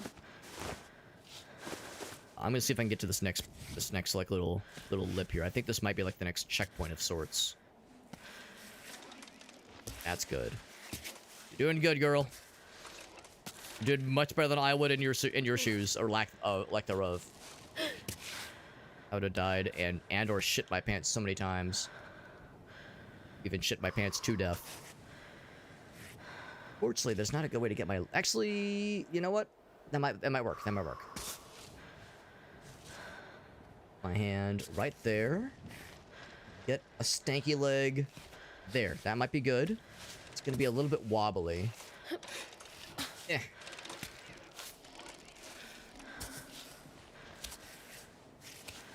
That's good. Look at that. Never even doubted it. Never broke a sweat. Just don't look at my hands. Don't look at my hands and the lack of sweat. Or the presence of sweat, rather. When I say never broke a sweat, don't ask me to show my work.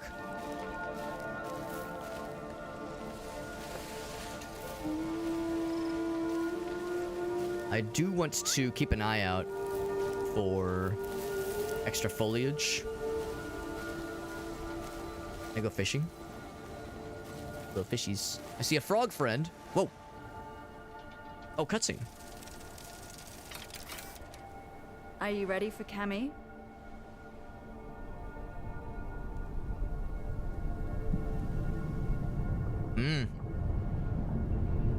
There she is. Are you asking yourself or are you asking me, the player? Me, the player, ain't no fucking ready. Oh, it's one of those. I see.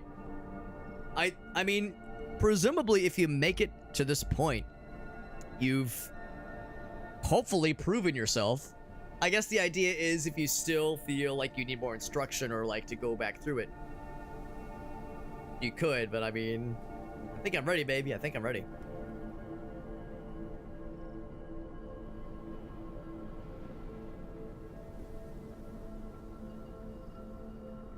Switch back to my water bottle, by the way.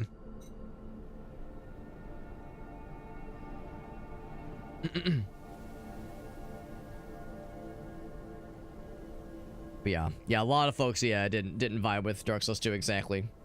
Granny squares. Oh, like Valentine's Day. That's actually really nice, Johnson. That sounds really sweet. Yeah, Dark Souls 1. I mean, Dark Souls 1 is my favorite, but it's, you know, since the only one I've played, I guess it's kind of cheating to say that. But still worth a shot though, for sure. Yeah, I didn't love the mechanics as much. Yeah, I've heard it's just so different and so bold in what they were trying for. And I guess that's the thing, like, if they were trying, that's great. Did it land? I think that's where there's debate. Because 3 is pretty linear. Yes, I think he has said that as well. That 3 is pretty linear. I wish my hips moved like that. I wish I am envious of her flexibility and like her general like physical capability. Also, I am a 36-year-old, almost 37-year-old software developer, so you know, I don't have quite as many opportunities to have that kind of physical capability.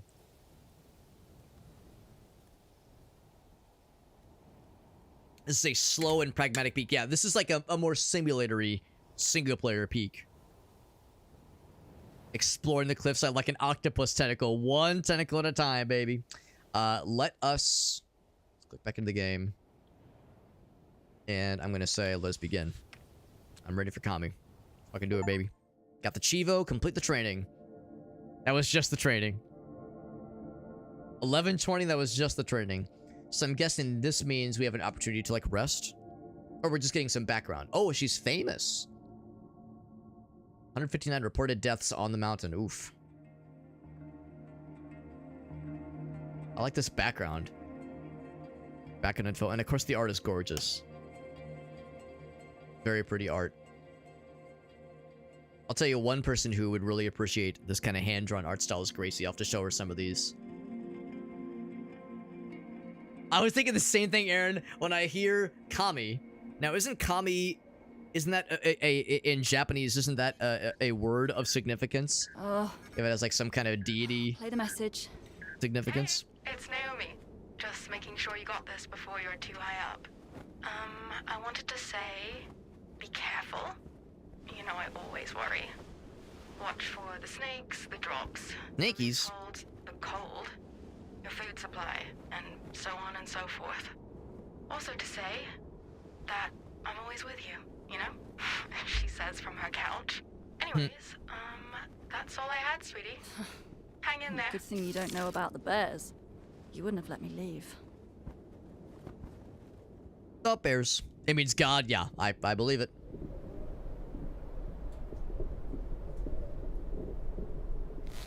It's a cool game. It's a very cool game. Yeah, no humans have climbed it. I'm guessing that means, you know, they've still, like, surveyed it.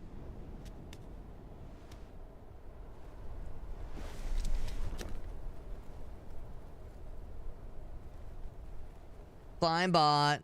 Wake up, buddy. We got some climbings to do. Paper, hair, or God. Interesting. Okay. Yeah, there you go. There you go, man. Hey, you up? Bonk. He's like, bap! You fucking woke up. Go. Woke me up. Could you also pack up the tent, please? I was gonna say, hopefully our tent can come with us. I suspect we're gonna need it where we're going. Alright. Alright, let's start from here. I can appreciate a game that rewards you when you reach a significant checkpoint with a little cutscene, a little moment to kind of collect yourself, catch your breath a little bit, and then say, all right, let's keep going. Let's keep going. I can appreciate a game because the game developers, I'm sure, know this is a stressful game. It's very good, but it's just not a chill, cozy, uwu kind of game. This is a like, oh fuck, this game has got some, it's got hands, but it is very good. It's very good. We got Vilar. What's up, bud? Hope you're doing well, and highly agreeing with you that it's a very good game. Yeah. I also kind of surprised that it kind of fast forwarded us a little bit. I do appreciate that we're kind of able to get into, we get some story, we get some extra little tidbits, and then they say, all right, we've shown you enough. Time for you to make the magic happen. Kind of like in this diagonal direction we're going. That being said, I do want my hands to go here, I think. Can I reach up to that one? Yes. Reach? Not quite. My Tootsie right there. Pretty good grabby spot. I think if I put... Oh, yes. Likes that one. Good. Give ourselves a breather when possible. That's good. Okay. So far, the game hasn't, like, thrown anything too ridiculous at us, but I know it's coming. I know some wild shit is coming. The wind has me a little bit nervous, man. Howling wind, like, I'm sure that kind of thing affects your temperature, probably affects your like, your stamina, that kind of thing.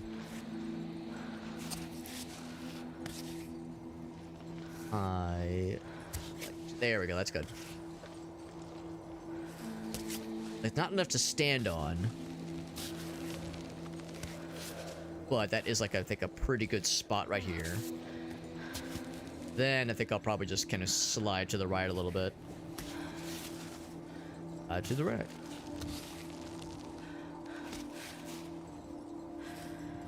Not the most confident grip there. That's pretty good, though.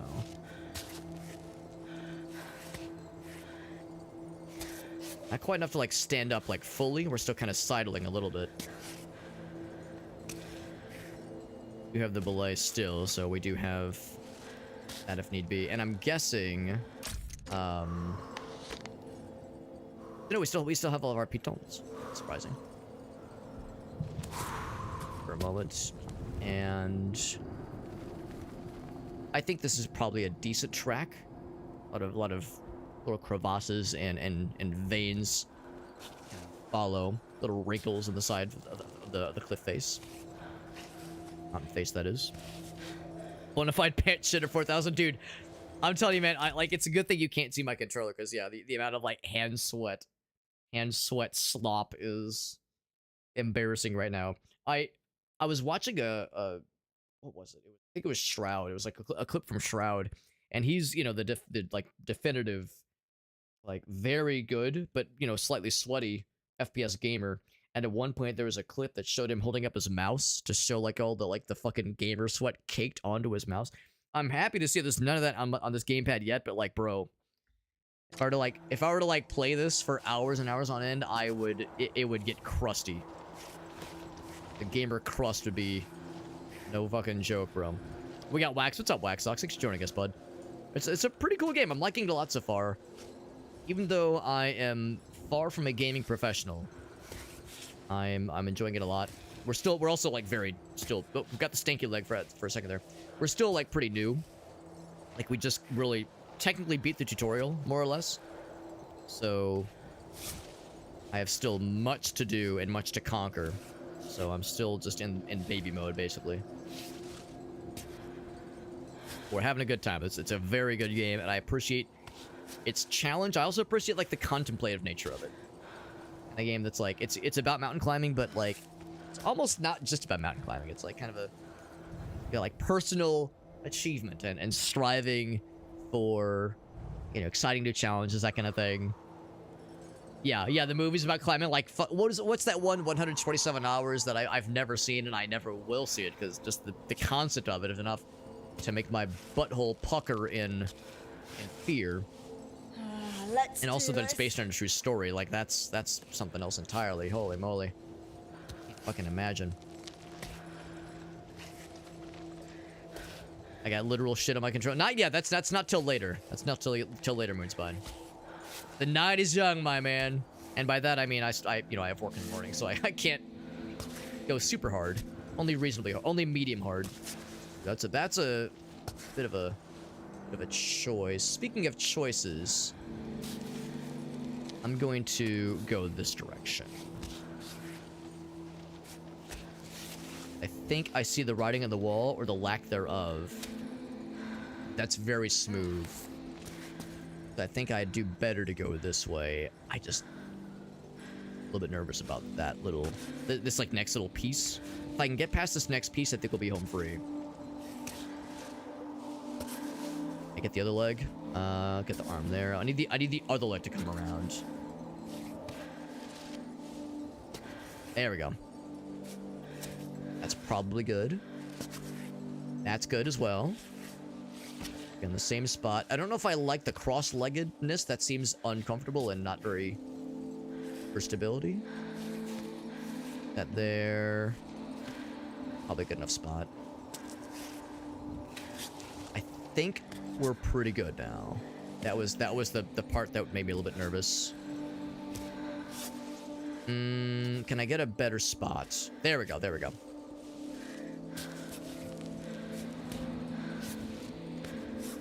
Be a good game to have where, like, you know, you're playing the game, you're just kind of vibing, but you're like talking about all kinds of other shit. Because it keeps the brain go. It's not like a brain dead game where you just like turn your brain off entirely. So like you're still. Give ourselves a little bit of a breather there. You know, you're still having to like keep focused, but there's enough of a focus where you have a task at hand, but you can kind of free ball a little bit. Kind of ruminate on other things. Actually, that's perfect. There we go. I think we're looking good. Right. Save point, baby.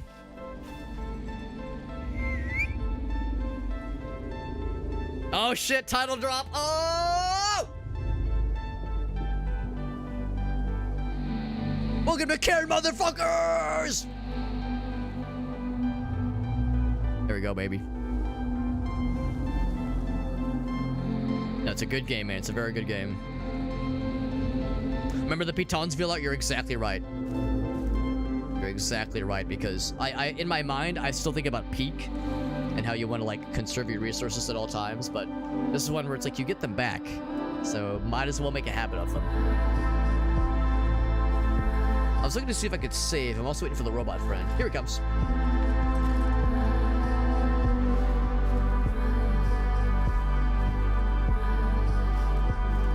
Wow. This narrow passage. Wowee.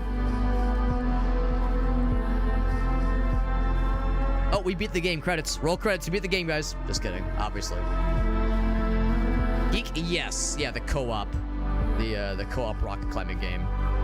Because there are pitons in that game as well. But those are very far and few between. You don't get them back after you place them. So, like, there's that urge to be very conservative with them, because it's like, shit, only place them if you need them. But with this game, you get them back, so they're reusable. Also, the nice thing about playing Peak is when you say the word piton, it's fun if you're playing with friends, and you can say it with a very obnoxious French accent. So you could say, could somebody please place a piton? And then the friends will repeat in earnest, piton! And it's like a kind of a Marco Polo kind of thing. And everyone's trying to like out dumbass each other. I assume everyone does that, not just my friend group. So we could see it all in front of us. That's what we're going for up there. You see that shit? That's what we're going for. It's all laid out right before us. Exactly. Thank you, Mirka. Thank you. And then we played with Mallory and Koala Baritone. And in no time at all, I joined them and I hear Aaron fucking going, Piton! And I'm like, yes! I'm not the only one.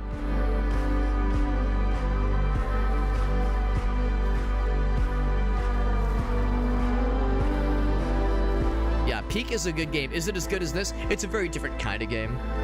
It is a very good game. It's good with friends. I don't think it's as good single player, although I guess I've never tried playing single player. But it's a very fun, like, co-op, playing with the homies kind of game. It's also more arcadey. This is much more of a simulator kind of game. So it's a different kind of vibe, different kind of experience, but it is fun. If you got a good, like, co-op group, it's recommended. It's also pretty cheap. I think it's like $8, $7 or $8. So you can do a lot worse as far as, you know, a game that's fairly cheap. You can always pick it up on a sale as well. But it is a good one. But yeah, very different though. Very different. Yeah, this is much more simulatory. I mean, in Peak you have stamina, you have your hunger meter, you have things to manage. You have limited inventory space. But this is more simulatory for sure. Yeah, because the rest of the music has been very quiet, honestly. That's a good point. I might want to turn it down just a little bit. Just a little bit. Oh, down a smidge. I'll turn it down to like 65. Yeah, quiet and contemplative, and then a little bit of an ear blast. Yeah, I like the music, but it was maybe a little bit much. Maybe just a bit much. So, I'm gonna guess this is a bat. Yeah, it is. Pipistrelle. Harmless, but it can give you the bamboozle. Good to know. Then you got goat, mountain goat. Very nice. Very cute. Not mountain climbing, but it's a different kind of mountain. I remember watching a really cool video essay on YouTube, like a lot of us do. Watch a really good video essay on YouTube about Roller Coaster Tycoon. Oh, it was Jacob Geller. It was my boy Jacob Geller, my favorite YouTuber on the platform. Second only to Game & Browse. Game & Browse is okay, Game & Browse is my favorite, but Jacob Geller's a close second. And I remember he did a really cool video about Roller Coaster Tycoon, and he was saying how he loves the idea, at least, of roller coasters, because it's all laid out before you. You see what awaits you, and there's no there's no subtlety about its engineering, about like what awaits you, the thrill and the excitement, and like the self-perceived dangers, even though they're usually pretty safe. Usually, like it's all out there. It's all like the struts and the bolts and the screws. It's like there's nothing left of the imagination. It's the idea of like you see this thing as you're about to like take it on, and I couldn't help but think about that when we're making that approach and we see the peak of the mountain that we're trying to climb just in the distance, and it's there and you can see it, but it's like there's so much that we have to conquer to get there. So the idea of you see your end goal, you see what it's going to take to get there, and the game or whatever it is not being subtle about what awaits you. It's all very exciting stuff. But yeah, mountain goats, they got lots of good milk. So if I could fucking tackle a mountain goat and milk it for all of its worth, then that'll help for braving the cold and the altitude. Type 4 mountain, which I think is the highest, is it not? I've heard about different type mountains, so it's fucking terrifying. So, don't do it. Don't fucking do it, bro. You need a permit, you need a license to climb that shit. Fucking hell. Ooh, Meerkat's, or, not Meerkat. Mr. Gambrow's got something. That's exciting. And, right, make sure you don't be littering, bro. Don't do it. Oh, we have a side quest, perhaps. Or was found in the foothills of Kami, but we have no further news of her. Anita's her name. Sportswoman, according to her relatives. Oh, okay. Alright, well, we'll keep our eyes peeled. Any info on her, please contact the authorities accordingly. Climbing practice. 5 keys to a better climber. Good hand strength. Good focus.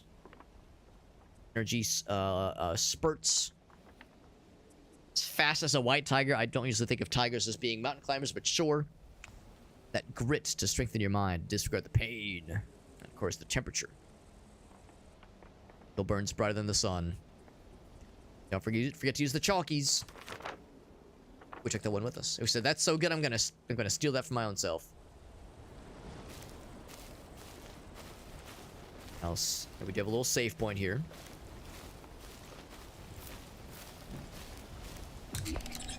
If I wanted to, we could bivouac here. How are we doing with our stuff? We do need some water. Good water stream right down here, so I'll go ahead and just get a fresh little sippy. Okay, warmth-wise, I don't suppose we got any more stuff. We found a dandelion earlier. You can cook it eventually. We found a broken camera. Get rid of it. Huh. I mean, I guess it's probably worthwhile somehow. Found some herbal tea. I didn't have this earlier, did I? Extra piton. Oh, but it can break. Oh, okay. So if I don't place it right, it can eat shit, unfortunately. Fried noodles, they need boiling. It never goes bad, right? God, I like the health -5. I'm a little bit nervous about how I can or cannot get additional. Sorry, ladies. Not the pretty flower you're looking for.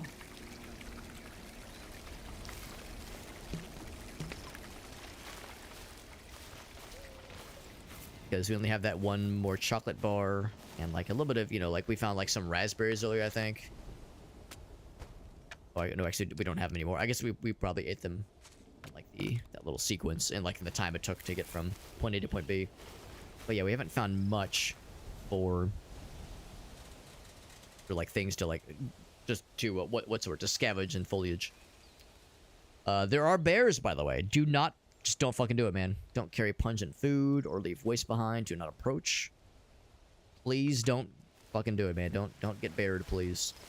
Hardly bear it. Taking on one of those thingies. So yeah, so it's like I'll grab what looks good, and I'm able to do so.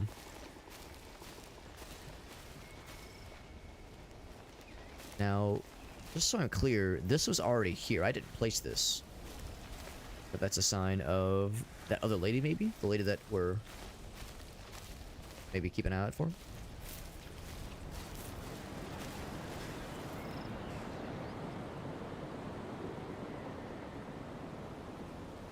The terrifying majesty of nature.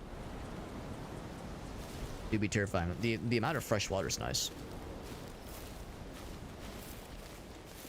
So, I do want to explore a little bit this way. I mean, I will not... Surely they wouldn't throw a bear at us, like, in the first, like, proper area of the game, but I will be a good boy, and I will keep my distance if I see something large and fuzzy and moving. Bench.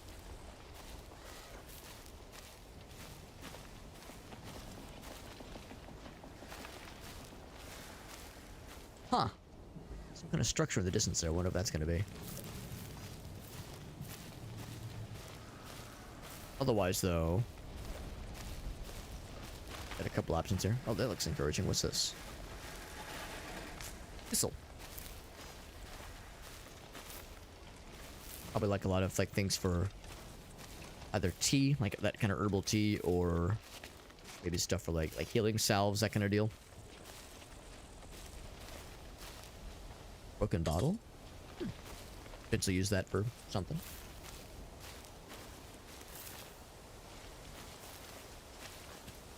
Nice thing. We have our pick of the litter as far as like how to get started here. On a plastic bag, sure. People littering. Ugh. Now the fact that we're finding various like little tidbits means that yes, someone has been here somewhat recently. Let's go that way. Let's go that way. But first, we do have an MS Paint challenge, courtesy of our friend Mr. Game & Browse. Let's see what he's got for us. A little interlude. Take a little interlude, and Aaron knows. He knows. I love some goofy and a little bit scrungy looking. Plushies that we saw when we were in Chicago. For those who don't know, Aaron Game & Browse, he's actually one of the nice folks we got to with whom we got to venture to Japan back in July. He's one of our Japan travel buddies, and so the two of them, myself and Gracie, so the four of us are the ones who went to Japan back in July. And also, a few weeks ago, the four of us reconvened to go to Chicago for a little road trip. And one of the stores we popped in had a couple of like very fun My God. I hear I'm bringing up some a couple pictures of my own. Had a couple of fun, like there was a cool shopping mall that had a couple neat little like nerdy memorabilia stores in them, and one of them in particular had some, I don't want to say bootleg necessarily, but had some questionable, like what exactly were the sources for these things that they were selling? Like how exactly did they find these things? And I'll show you the picture of the things that I like so much. I like them so much, I had to go back and snag pictures of them. So the ones that Aaron's about to show you are like from his DMs are pretty funny, but I love these so much. So, hello, yes, I'm a big fan of Suppy Mary's Bros. And this is new Mary's Bros, lowercase y. Lowercase y. I'm like, I held this in my hands. It's real. And just so we're clear, it didn't look like a not real Mario plush. There was a Luigi plush. There was a Mario plush right next to him that looked just as normal as he would otherwise, but it didn't have the funny tag on it. It was missing the funny tag, and the funny tag was the thing I needed. I needed it, man. So the ones that Aaron sent me are these two. Oh, yeah, he even sent me his picture, yeah. Yeah, Suppy's Mary's Bros. So here's... So in that same shop, there was a slightly deflated looking... oh god, Zapdos. Yeah, Zapdos. And a little bit of a, like, weirdly... like a weirdly polygonal Bowser plush just around the face. Luigi a little bit scraggly, maybe a little bit, but not as bad as I would have expected for something kind of that bootlegian persuasion. So yeah, that was a real treat. Yeah, it's a Bowser, and I think that's the one I'm gonna go for. I think I like this one the most. But it's a Bowser that looks a little bit like he looks like strangely low poly. Oh Jesus, we're gonna make that a little bit smaller, little bit smaller. Yeah, shockingly low poly plush Bowser. And you all know about like low poly Mario. Low poly Mario's real, not real, he can't hurt you. Go pretty big. So we'll do like 10%. The low poly Mario is not real. Low poly Bowser plush, however, is real. I held it with my own little hands. My own little hands. Oh, Moonspine went to Japan back in March, April. That's amazing, man. We were there in July, and it was hot as balls, but we loved it, and we're dying to go back at some point. What's up, Randall Claps? What's up, buddy? That's right. Chalk up the hands beforehand. That's what you do, baby. That's what you do. Is this Fall Gals? I've yet to die so far, but I know it's coming. I know I'm going to eat shit one of these days. Only matter of time. This is Bogzer. Got the funny Luigi, though. Oh, that is a scrunch Luigi. That's the thing, though. That's not the... Yeah, because the one we had, or the one we saw, rather, looked fairly normal. I didn't get a picture of that Luigi because he was pretty normal. But yeah, this Luigi is a little bit... I don't know. I don't know, man. Is that Loogie? Is this Loogie? Loogie? That's the, that's like the Mario brother that they try to not let out too much. They don't want this one to be making the rounds as much. They're a little bit ashamed of this particular Mario brother. This is Luigi, Lugigi. Yeah. The settings in Japanese games means fine. Yeah.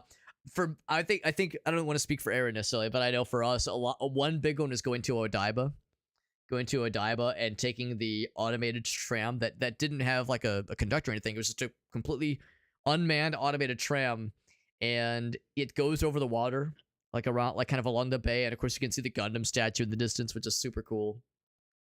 But it was such like a pretty clear day, and the water was so blue and so vibrant. You've probably heard the term Sega Blue. Everyone has heard that term with regards to like 90s and kind of early 2000s Dreamcast games. You hear the term Sega Blue, and it's kind of no wonder. It's like the developers that worked in companies like Nintendo and Sega saw this all the time. This was just normal to them. So it's kind of no wonder. It's like, man, when you're faced with scenery like this, to us foreigners, we were just like drinking in it. It was amazing. But everyone around us, the locals, they were like, whatever, this is normal for us. So it's like, damn, it's no wonder Sega Blue is a thing. And it makes me sad that PlayStation Gray or Sony Gray is kind of the standard here in the States. It's like, man, so sad. It's that fruitager arrow, baby. It's oh my god. I like tried to like download as much of that into my brain as I could because I just loved it so much. You did take the Shinkansen, which of course was a treat for sure. Yeah, we definitely want to go back, and it's probably only a matter of time before like one of us cracks. Between the four of us, we're always talking about how much we miss being in Japan, how much we love that trip. One of us is gonna crack one of these days. We're gonna like wake up in a cold sweat, and you're gonna be not in your bed. Like it's gonna happen to Aaron. He's gonna wake up suddenly, and he's gonna be not in his bed. He's gonna be sitting upright in his computer, and he's gonna be clutching in his hand like 4 plane tickets, and I'll be like, oh god, what have I done? Is like drenched in sweat. He's got the sweat stains under his armpits. He's like, oh god, I had the weirdest dream. And he's like checking his browser. You know, he like checks his emails, and it's like he's got all these things booked. It's like what the fuck even happened? Why I don't even do this? I don't even want to do this. What the hell? Well, no, he did want to, but he didn't mean to do it. It's a matter of time for one of us just breaks under the pressure, and our instincts take over. Yeah, it's a common reaction. Exactly. Let's go do some MS Paint challenge. MS Paint challenge times, though. This is gonna be a fun, silly one because I'm gonna do my best to like recreate the angular goofiness of Bowser's sad little face. He's just so sad. He's so sad and funny looking, but he's trying his best. He's kind of actually. Hold on. Let me see if I can find this. Actually, no, I don't even have to find it. It's in my images. It's in my images because I remember using this. We were playing that platforming game a while back. I'll show you what this reminds me of. This is the Bowser version of this image I'm about to show you. Here we go. It's the Bowser version of this little guy. You know this Mario? I'm telling you, man. Separated at birth. Oh, I love the like fucking the fucking like smiling to the pain Mario. Oh god, I love it. I fucking love it, dude. Yeah, same like God, Aaron, that's such a good one, man. It's such a good image you took. It's like the same perspective and everything. Oh, shit. Good stuff, man. It sounds good, Ogas. Thanks for popping in, bud. Thanks for hanging out with us for a while. I know it's getting kind of late. We'll go for another hour or so. Right, 3 minutes on the clock. It's the Sonic face. Well, actually, hold on. What do I have? I have another Sonic face in here. I promise I'm not going to make this. Alex shows all the dumb images he has saved on his hard drive. We'll be here for a long time if I do that. But I'll show you the one Sonic image I do have on hand at all times. I never leave home without this image in my back pocket because you never know when it's going to come up. You never know when it will come in handy. So long as I'm able to find it in the next 10 seconds. Yes, here it is. So I have this one. I have this one saved because you never know. You never know when you're going to need this one. It's a still from a video. I don't know which one, but there's a YouTube video that, you know, one of the litany of fucked up Sonic YouTube animations that are out there. Jesus Christ, that's so good. That's so good. He says, "Don't shake it like that." It's scary. It's a jump scare, man. It's a fucking Sonic flashback. All right, guys. So we got a 3-minute MS Paint challenge. 3 minutes to try to recreate this delightful image as given to us by Mr. Game & Browse, and I'm gonna do it. I'm gonna do such a good job. You're gonna be so proud of me. You're gonna be so proud. I'm gonna do such a good job, and I'm gonna try not to be too cringe if I can help it. And it's gonna look like shit because I only have 3 minutes to go fast, and eat ass, and all the above, of course. And as always, it's MS Paint, so the tool set is limited. I'm also only allowed to use the pencil tool, fill tool, and erase tool. So here we go. 3 minutes on the clock. Let's fucking do it. And 3, 2, 1, let's jam. All right, so we got the shell there. I'm gonna like get Bowser's like angular looking face. Now I realize I've kind of like painted myself into a corner a little bit. I'm gonna cheat slightly. I'm gonna give myself a little bit more space. I want to make sure I do this right. So he's got like the little, there's like one of his eyebrows. There we go. Pretty good, I think. Here's the other eyebrow. He doesn't just look at the internet. Or rather, Browser doesn't just look at the internet. He says, eyebrows. I gotta emphasize the angularness. The angularness of this fella is paramount to its success. Making sure people know this is angular, fucked up looking Bowser. And if I don't emphasize his angular nature, that what am I even doing with my life? I've failed as a streamer and as an MS painter. Very prominent chin. There we go. Kind of comes down like this. Oh yeah, make sure it's like nice and kind of obtuse looking. That's good. Look here, I'm gonna do one of these. Teethers, there we go. These teethers kind of come down a little bit.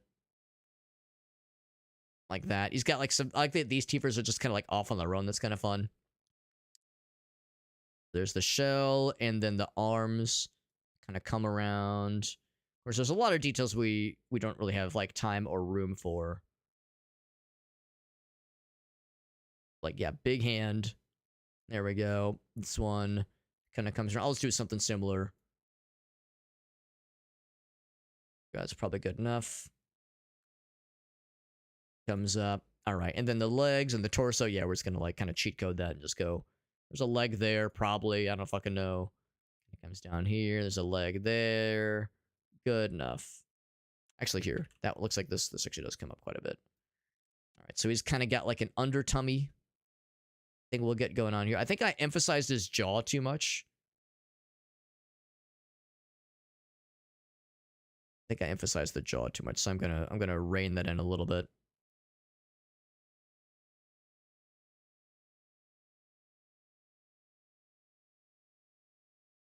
And then, so he's got like kind of a like weird kind of shaped eye there. I'm gonna try to make him look sad, but since we're kind of running low on time here, don't want to go too nutty here. Like, speaking of which, yeah, we're technically out of time, so I'm just gonna kind of go fast for the rest of this. That's good enough, I think. Yeah, we'll just kind of do one of these. He's gonna look like something. He's gonna look a certain way. He's gonna look good? Not really, but he's gonna look. He's gonna look. But he'll have a way about him. I mean, he's already looking pretty good, if you ask me. I'm gonna start coloring things in pretty sooner. I think that's pretty much it as far as like the main things. Oh, I guess I need to like kind of connect that. There we go. All right, so let's start coloring things in. Get the orange. Bop, bop. Oh, shit. And then he's got like red eyes, I think. Red. He's because he's angry, or someone farted into his face, and he's got red eye now. Or pink eye, I guess. Same thing. And then get the mouthy. There we go. He's got that kind of like skin tone thing going on there. Big old jaw. Got the tum-tums. And then yellow. Bop, bop, bop, bop. Looking good. And then actually the white stays there. Get the green. I think we're good. I think we nailed it. I think we pretty much nailed it, yeah. Yeah, so went a little bit over on time, but I think all the major pieces have been constructed. Aaron says it's perfect. I'm pretty happy with this one. I'm pretty happy with this one.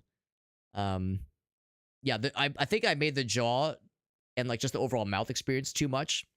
Like down too low because it covers the tummy a little bit, but it kind of also emphasizes how goofy it is. If I were to do one extra thing, he has a single nostril. One nostril. Called a beauty mark. Called a beauty mark. There we go. Not a mole, it's a beauty mark. Totally different. At least as brand accurate as the original. Well, that's what I was going for. And some of you might be thinking, Alex, why didn't you buy the damn thing if you liked it so much? Well, the problem is that, like, of course, you know, any sort of Mario branded merchandise is going to be a little bit expensive. So I can't remember how much that one was, but it was expensive enough where I was like, this is like a fun thing to kind of yuck about. But I think I'm good just to appreciate it this one time. I don't know if I need this cursed Bowser to be with me at all times. If I was going to be tempted by anything, it was going to be the suppy Mayrose bros. If I was going to buy anything, it was going to be this guy. Even though the Luigi fella himself was not like that weird necessarily, just to have this tag in my possession, that would have gotten my ass. If anything was going to get my ass, it was going to be that one. So we're gonna call this. What was the one that someone else said that I like so much?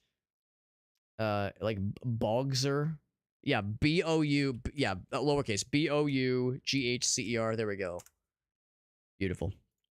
Beautiful. All right, so pop this to the Discord server. Let me close all this extra stuff down. That one. Close this other stuff, and then of course we got to pop this to the Discord server because it's important everybody gets to see this. It's important everyone gets to see this ridiculous thing we've made.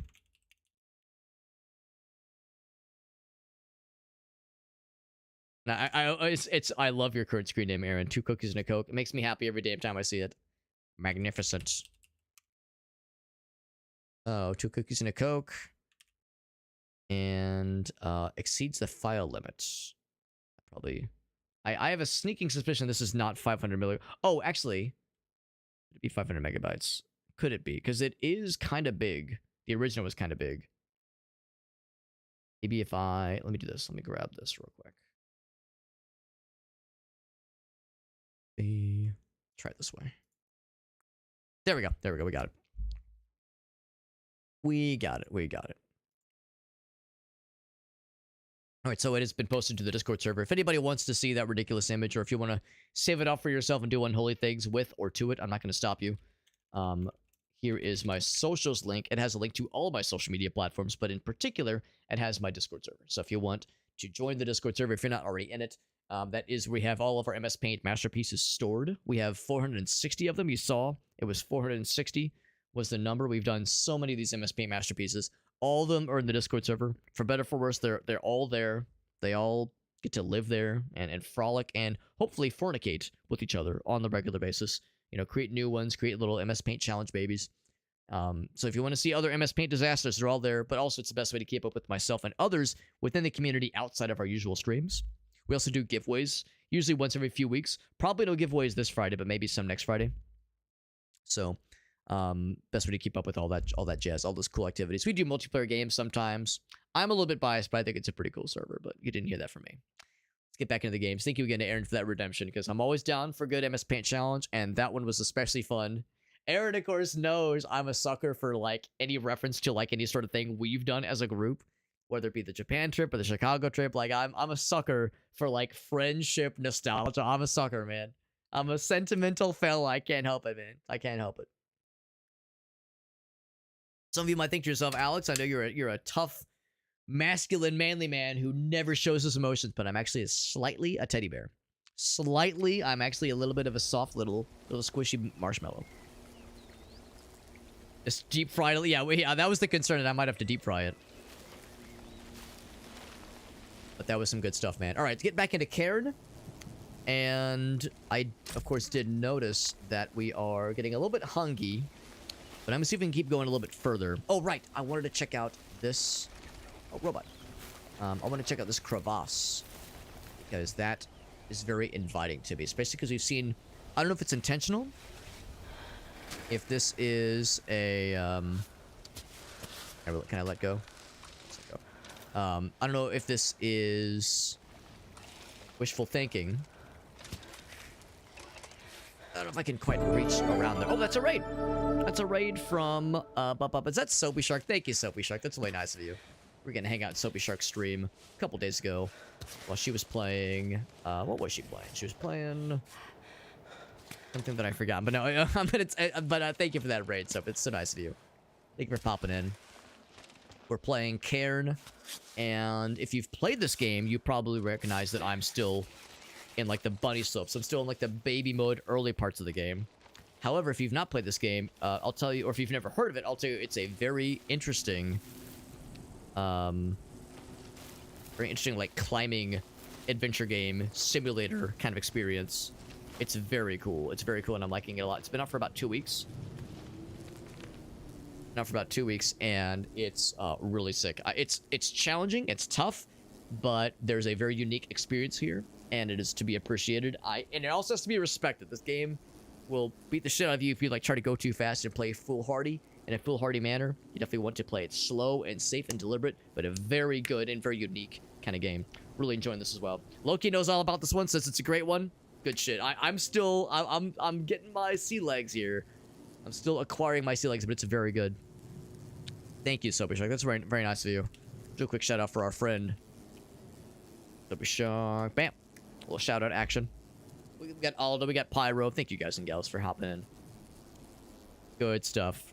Good stuff. Doing some just chatting. Well, I bet Soapy wasn't just chatting. I bet they were chatting and also doing other gaming games. Soapy, as always, you raid me all the damn time, and it's very generous of you. If there's anything of yours you want to share with us, it's my favorite way to express gratitude when somebody raids is to say, hey, you know, for the folks that were already here, check out this person. You know, they brought their community to me. Least I can do is show my community, or the folks that were here at least, what this person's all about. Because they were nice enough to send their folks my way. I want to send my folks their way too. We all grow together. We all have that kind of mutual benefiting kind of situation there. It's a wonderful thing.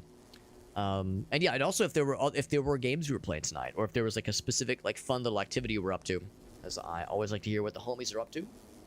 Played some Dredge. I did see at one point, or maybe I'd heard you mention it in your streams, that sometimes the motion sickness gets you a little bit.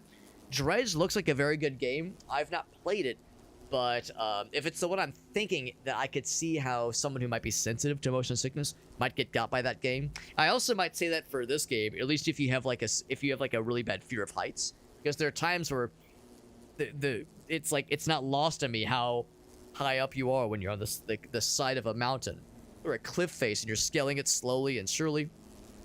And it's nerve-wracking sometimes. It's like I get the sweaty palms. If you ever notice that like my hands are below the table, there's no funny business happening. What I'm doing is I'm having to wipe the sweat from my palms, so my controller has become an encrusted mess of goop. They're trying to keep it from getting gross. But no, this is a very cool little game, and I highly recommend it to anybody who's into, or at least has the patience for, a kind of slower paced kind of simulation adventure game that has some beautiful scenery and a very unique pace to it that is very rewarding. It's very good, but it's also kind of stressful. So I'm liking it a lot so far. We just found a note, or a map rather. It says, turn back, you're not welcome. There are traps. Well, now that we've heard about traps, now I'm even more curious. Now I'm more curious to know more. So they said that they're like, watch for like bear traps, that kind of thing. So this is very mysterious. We did see some broken bottles and like some like wrapping, like some plastic bags and like some wrapping papers for stuff like crinkled paper from like a chocolate bar, that kind of thing. So we saw signs that there's like people around. So if there are quirky characters to find and perhaps even side quests to explore, I'm very curious. If I run into a bear, I won't mention your cave. So it begs the question, what is all this? I hear all the buzzings. Is this person making honey? It said there are traps.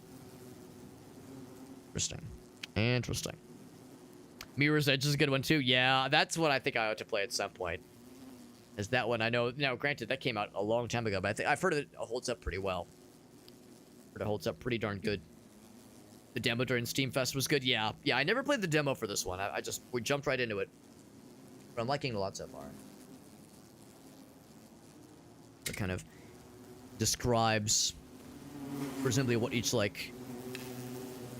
Oh, I picked up a honey dipper. There we go. What each flavor of honey looks like.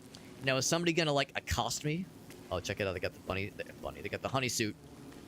Beekeeper suit right there. Someone gonna catch me in the act as I'm perusing their selections here. Soothing properties. I don't like want to steal anything. I just want to like meet the person and like vibe with them and see if they have any like lore or side quests for me. I love this kind of thing. Infuse gentian without adding sugar. Bale with honey. Stir continuously for 5 minutes. Super honey recipe. That's kind of cool. And in fact, that's one of the things we've been collecting. Is it the blue one? Yes, gentian. We have 2. What's the word? Doses of gentian to us right now. Look with engraved instructions. To calm the bee colony makes sense.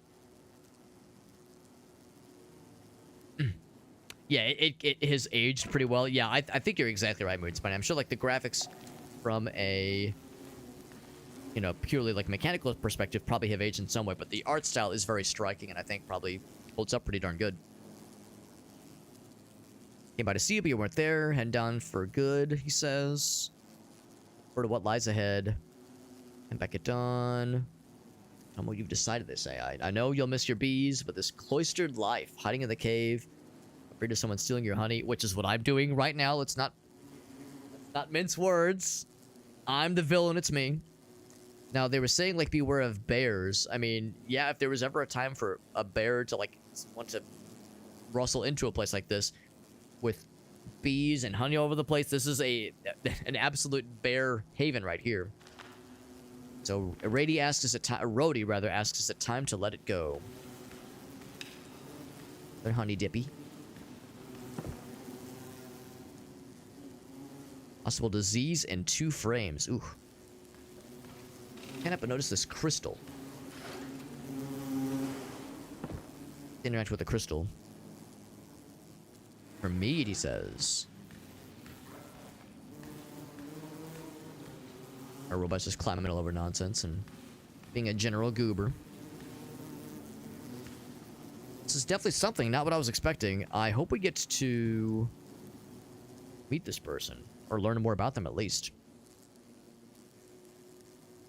Ship labeled with the recipients. Interesting. That there are traps, and I'm trying to like watch where I'm stepping.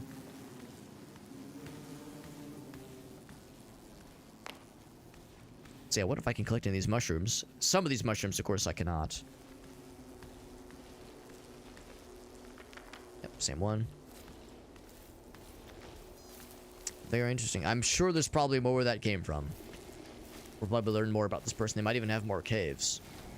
If we're lucky, at least. Well, I was saying how we definitely needed some more supplies. We kind of found some, obviously. What I might do is I might climb up this way right here. Now I was just describing how cool this game is, and oh, never mind. That's like a very impressive angle. I'll just climb this way because I'm gonna be on that side, I think. As I was talking up this game's really cool climbing simulation gameplay. Let's see what the good's all about. Can I get my leg up on the competition? Yes, I can. Go 1 limb at a time. If you need to, you can like take control of a specific limb out of sequence if you need to. But so far I haven't really had to. I've been able to just kind of do the 1 at a time. The game kind of auto selects for me, which is nice. I could see how if you were playing like hard mode, you might want that level of control. But so far, it's been pretty legit and pretty chill. I'm gonna see if I can keep kind of going up this little diagonal edge.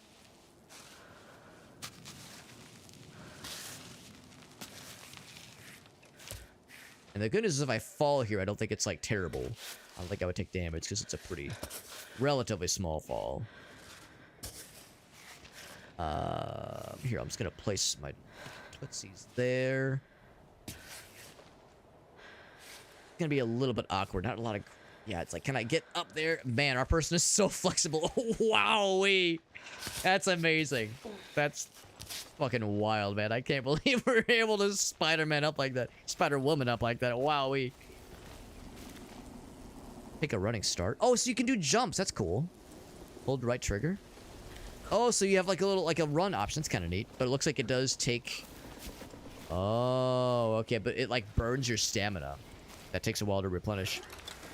Oh, wow. We got all kinds of goodies. Sickening slop. My favorite. We got some compote. Broken bottle's useful. Berry milk. Ooh, I think we have limited capacity. All right, let's take a look then at what I can leave behind or what I can consume. We're getting kind of hungry. Exploration and storytelling that I was... Yeah, I'm in the same boat. I wasn't expecting as much of this kind of thing, but I'm really happy to see it. Yeah, good for compost. Yeah, I would say our person's getting kind of hungry. So a lot of these things... that's a huge hunger. Solidifier right there. I can't eat the camera. What do the broken bottles do? It's good for compost, okay. I feel like I want to keep pretty much everything else. I guess if I wanted to, we could shake things. But yeah, that's actually not a bad idea. So if I shake things, that might be enough to get the berry milk. And now it is. There you go. So shaking the bag actually has an honest-to-goodness benefit to it. It's not just for funsies. We are getting kind of hungry, and I don't know what happens when you start to get low on things. So I'm going to take some water. And then we, of course, have the chalky bar. That only replenish... It gives you a speed boost, which is cool. I don't know if I need the speed boost necessarily. Plus fruits and sugar to refuel. A good find. We actually could maybe use that to make our own honey. Potentially. I'm not sure if it works that way, but when I hear, like, a good source of like, sugar, could maybe, like, make something out of that. Brave it forever, she says. Sounds pretty nice. Let's do the old chocolate bar. Classic.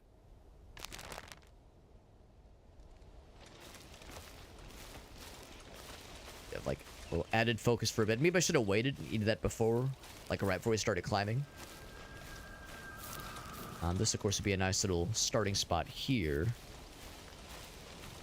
Little edge right there. If I try this other side... Ooh, they were encouraging me to try this. What was it? It was like... Whoop, there we go. Got the Chivo. We're making a jump. Hey, Arthur, Got a new this is message. Chris. So, do you ever respond to voicemail? We have no way to know your location. And the sponsors are breathing down my neck. Ooh, so we are indeed renowned. Pictures forever. Can you at least confirm you've taken a few? The camera's broken, sorry. Advertise your performance without any images. But if on top of that you're not giving any news, you know they'll start foaming at the mouth. Anyway, get back to me when you have a chance. I hope everything's okay, and my messages aren't making you angry. No need to deny it, I'm starting to know you. I'm just trying to do a decent job, is all. Oh, you're gonna be so mad when you find out what I did to that camera. So I think I might go ahead and do... Here we go. I've actually yet to mess with this for the time being, but I'm going to go ahead and get a use of the chalk. Chalk the hand up a little bit. And then I'm going to try to compost some of these things. Now, how I compost... That I'm not so sure. Oh, maybe I do something. Oh, here we go. Black chalk. How do I like feed it compost? Maybe I have to like go up to the robot. He is over here. He's way over there. Can I call him to me?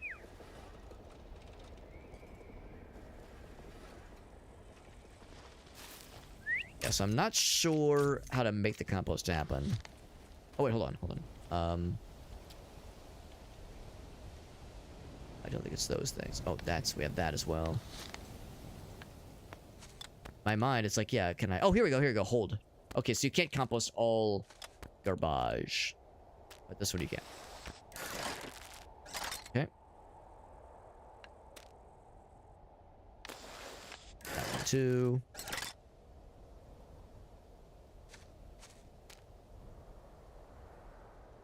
And I guess that one too. Let's make some space for us.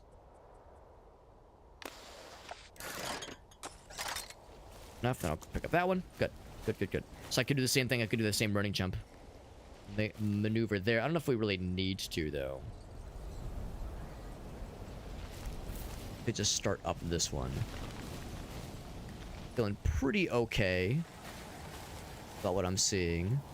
Even try to, like, snuggle up to where that tree is. I'm gonna guess we probably can't actually climb on those vines.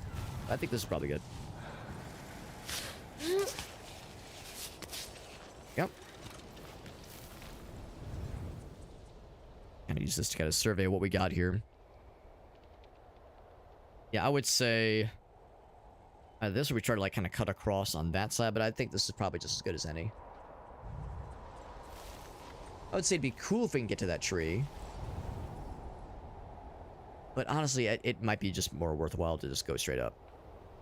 I'm a little bit concerned about what might be that kind of like diagonal slab, that kind of lip there. I'm a little bit concerned about getting up that little piece of it.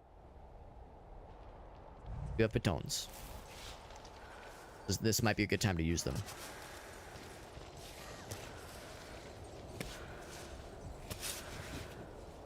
Got some freshly chalked grippers. Good.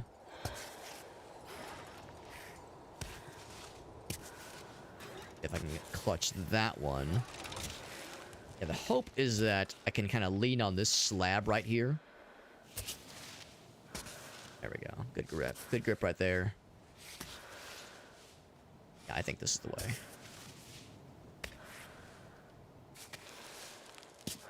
Every cliff face, every piece of this mountain is a, like, interactable puzzle that has so many potential solutions and probably a lot of wrong solutions. Let's see. I'm a little bit nervous about this, like, weird angle I've placed myself in. I mind if I can get to that little rock to our left. I think that might be the move. This is walkable. Right on. Yeah, I can see. Right on. She likes that one. Thanks, protagonist lady. I think her name is Ava or Avea.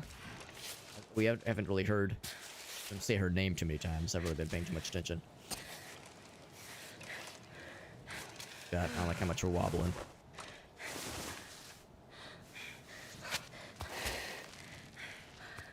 Want to, like, give that arm a break. But I don't like this. Let's see. Yeah, no need to... Oh, shit. Okay, so putting the piton is not enough. 15-meter fall. So putting the piton is not enough. I was kind of just banking on that saving me. Surely, this was a lesson learned.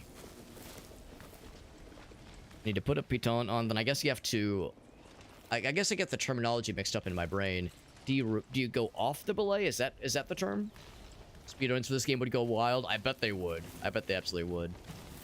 This might be a sign to take a different approach.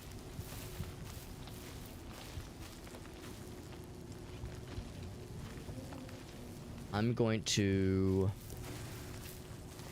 Check this one. 15-meter fall. I know, and like, we lost, you know, some health, no question. We lost a third of our health. But, strangely enough, it could have been so much worse. Up the same way we did. Because, yeah, we fell down into this little crevasse we saw earlier. Yeah, exactly. I see the vines. Yeah, I assume that we can't climb it, because that's usually how it goes in games like this. And also because I assume they wouldn't be able to support our weight. Like a fully grown adult. An adult human person. She took that like a champ, though. You know, she fucking took a real bad tumble. And is just getting right back up. Just stood right back up and said, alright. Fuck what you heard. We keep going, baby. Fuck it, we ball. Alright, so... But that was a lesson, though, in... You know, relying on the piton can only do so much. In my mind, I thought that was going to be, like, a point to kind of hang off of if we lost our grip. Of course, clearly it was not. So I need to learn more. I need to, like, study that more. Maybe study isn't the right word, but, like, I need to, like, figure that out. And the only way I can do it, of course, is in the field. There we go. Because the game did tell us, like, how to place them. Let's see. Her neck broke her fall. You know, a very standard way to kind of roll into a fall like that is, yeah, have the softness of the soft squishy neck meat break your fall, break your landing. We could go left, but I think we would still, like, join to this part here. Still feel like this is probably the right way. Oh, by the way, here, let's just let go. Did he? I'm gonna guess. Did he collect the piton that I dropped, or I guess I didn't drop it. Would be. I just have those. So I still have those 6. Okay, that answers my question. Because I think he did retrieve it for us, which is good. Okay, make sure I didn't leave that behind.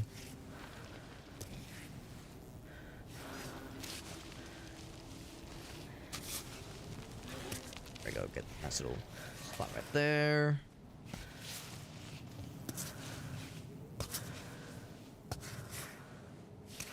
A little bit dark, so let's go ahead and let's see, not that one. Oop, there we go. Yeah, we are walking exactly. Yeah, to see exactly how we landed. I've nothing else. I can always go back and take a look myself. I'm a little bit concerned. Get to that spot right there will be okay, I think.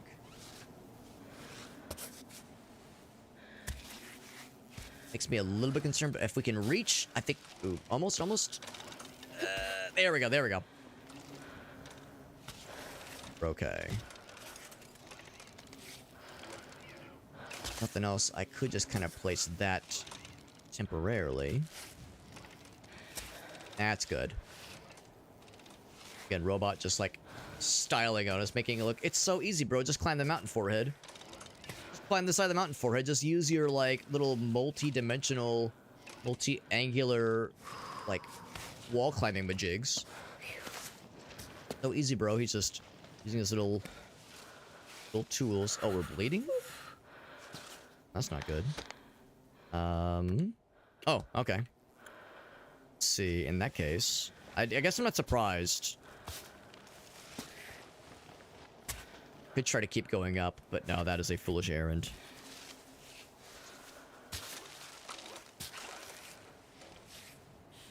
I do kind of wish they would have told me. Some kind of indication to say, like... I mean, it makes perfect sense. It was a pretty gnarly fall.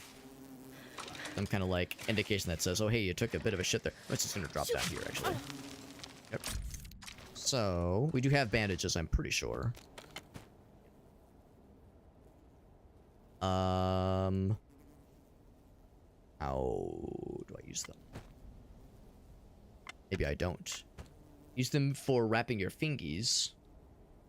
Right. Oh, it's climbing tape. It's not a bandage. It's climbing tape. Little robot fellas like Molly. Yeah, kinda, honestly. So... Oh, I'm a dumbass. I saw the red. I thought that meant we were bleeding. No, that means we're getting thirsty. That's our water meter. Oh, I completely misunderstood the assignment. Okay, my bad. I saw red. After a fall like that, I see red. I go, oh shit, red droplet. I assume it means blood, like we're bleeding. No, we're just thirsty. I'm just a dumbass. If I drink all of it, trying to remember. There was a stream, not the live stream variety. I think it was down a ways. You know what? Let's keep going. Keep going. I think we can do it.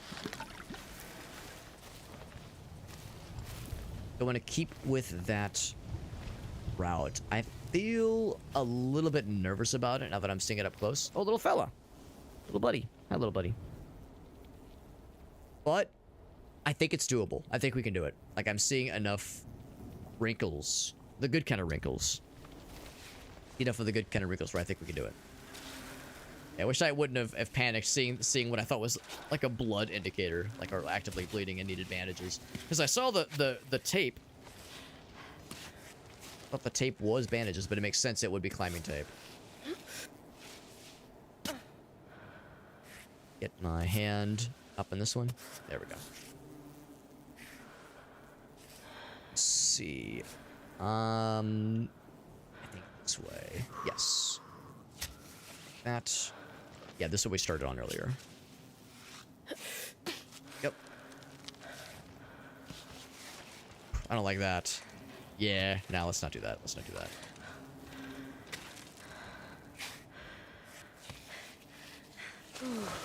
Off a breather.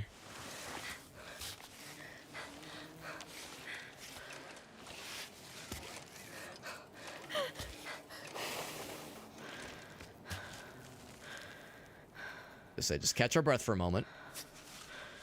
To speedrun this, obviously.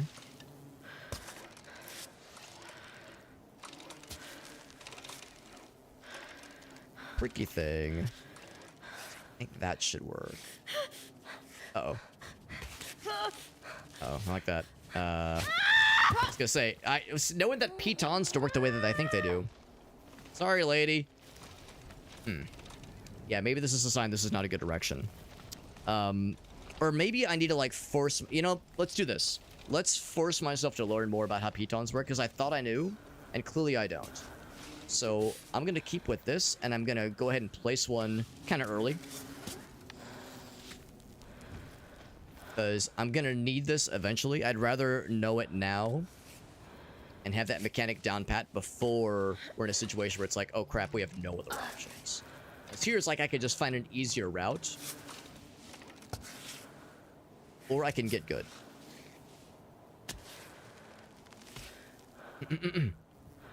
Yeah, sounds good, Moodsman. Thanks for hanging out with us, bud. I know it's getting kind of late for us Central Time Zoners. I appreciate you popping in, bud. Alright, so get right here. That's right when we were like around to that little lip right here, this one right there. That's where things start to get a little bit wobbly. So, place the piton. Oh, I misplaced it.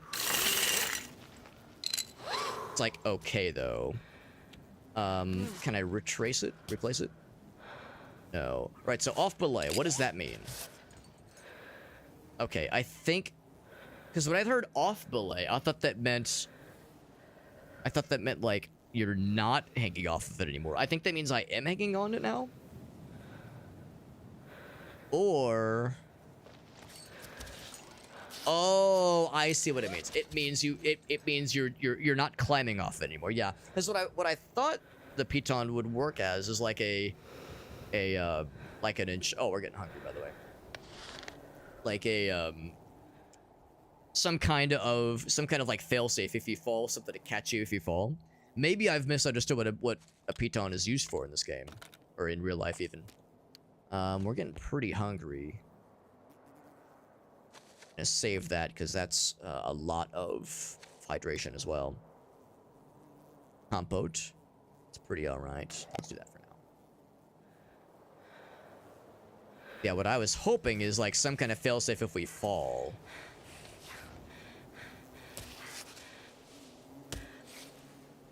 I don't know what to do about that. Or maybe it does work that way, but maybe it was too long of a fall or too short of a fall.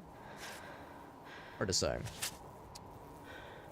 See, so now that I'm seeing this, yeah, that always like kind of drops you down. Oh wait, hold rope.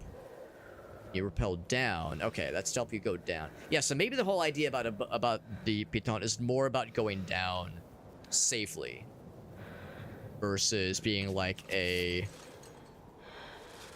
catch-all if you start to slip. Try this again. Thirsty again. Problem is... Good. That's good. Here, let's see if I can go...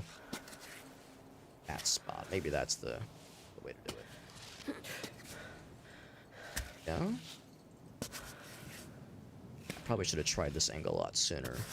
Hopefully we can get our health back over time, because we took a bit of a beating there. A couple beatings, actually. Pretty good about this. Hey, welcome back, Round of the Clubs. Yeah, the question of yeah, so maybe that's the question. Am I correct in assuming that if you place a piton and you begin to slip... oh, shit, it's raining. So, you can rest. Okay. Let's, that's a little bit nerve-wracking. I'll see how much we can do. And I'm not going to overstay my welcome. But, yeah, am I correct in assuming, kind of based on my experience there, where I placed the piton and still ate shit, that I either placed it in a way that was like, I didn't give myself enough space to hang off of it or something? Like I'm wondering if I shouldn't treat it as a failsafe. As that's what I thought it was going to be about. It makes sense it's also a way to, like, kind of give yourself some breathing room. But yeah, in my mind, I was like, yeah, this would be a good, like, a good little checkpoint. There's still lots to learn. Yeah, no question. No question there. I think if I can get on this next little piece, we'll be home free. Feeling pretty good about that. Getting hungry again. Doing okay, though. We're doing okay. Holding it together. Say not much to stand on there. I guess... Yeah, going up is probably the right... We'll go in this direction then. Probably the right call. And the ledge. That's probably good enough. Pretty good. That's pretty good. Now I'm feeling better about this, what I'm seeing here. We're getting hungry, and I don't have like a ton... I mean, there's a couple of like big food items we'll want to use pretty soon here. Bring out the big guns. Normally I get a little bit nervous when I see having to respond and babysit meters in a video game like this. Kind of thing sometimes make me lose patience.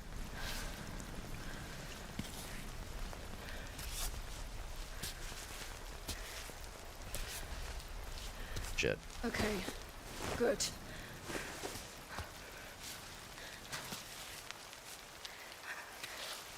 I don't like that. I don't like that. Let's go down a little bit. There we go. Grab that. That's a good grip. There we go. That's good. See an egg. Time for an omelet. Who's hungry? I like that noise she's making.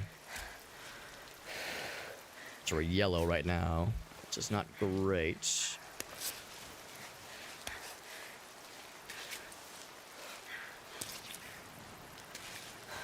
Okay, got some eggs. Climebot, Good recall the goods.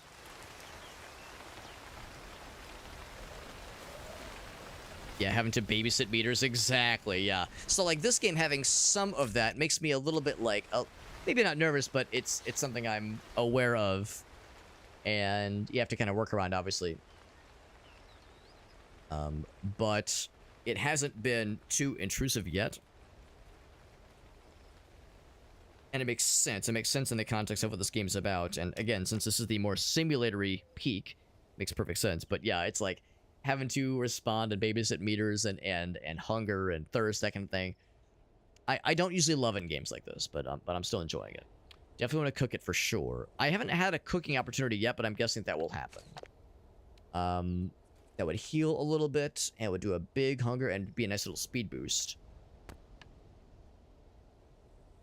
I would say just give me the hunger for now.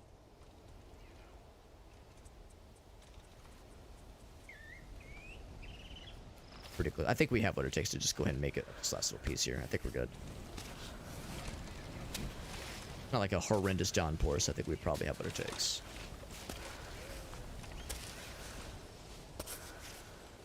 I appreciate you popping in right now, Clap. It's always nice getting to hear from you. Because you were playing this game not too long ago, right? I remember we raided into you and you were gaming. Taking notes, knowing that I was going to be playing this and I needed to see how a real pro does it, man. Get my leg up in that little spot. I can't. Oh, that's perfect. There we go. Alright, so left some blood down there and a couple broken bones and a couple chunks of my spleen, but otherwise... Oh, we have a rest point here, and I think I will take that opportunity pretty soon here. Nice viewpoint from how far we've made it. I think that is the sports complex we started with. Piton scraps. Oh, we did break one of them, because yeah, it was not screwed in perfectly. That's what can happen, unfortunately. Guessing we eventually get to make more, or find more, maybe. Kind of curious.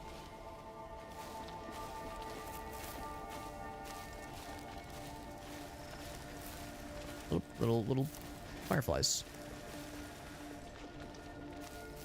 Hardly believe my eyes. On a vacation, yeah. I'm guessing this game. Oh, a little bit of lag there. I'm guessing this game is probably not short. It's not striking me as a short game. Probably quite a bit to it.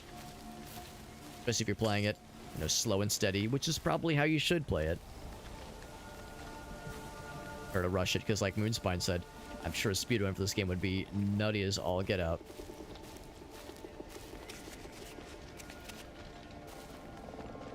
See something. Some diesel.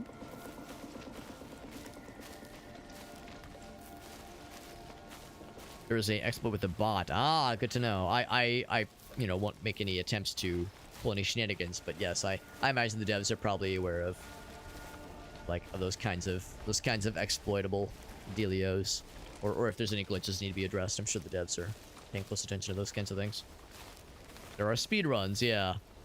But yeah, 14 to 16 is probably the standard. Yeah, that's what I would imagine, if not longer. Oh, cutscene.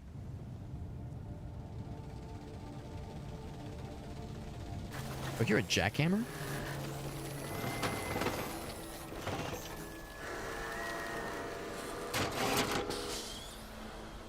Is that our bot? Oh, it's someone else's. Oh, could this be the climber lady we heard about?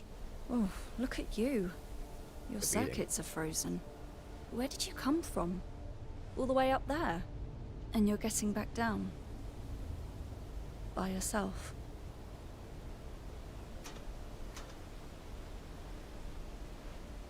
Who's your owner?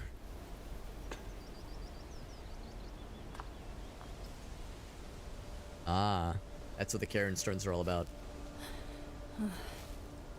All right, let's go. There's nothing we can do for him. We'll see if we can. Yeah, the implications of what could have happened to their owner.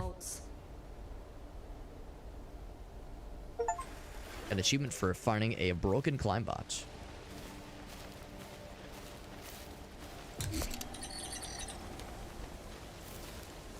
I will bivouac in a moment here, because I'm going to guess that resting helps you get some health back.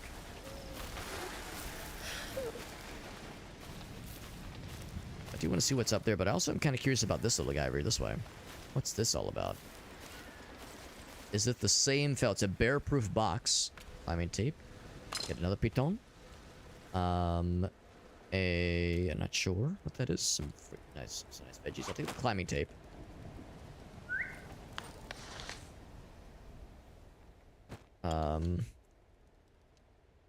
Find some water fairly soon here. I think I'll go ahead and drink this fella.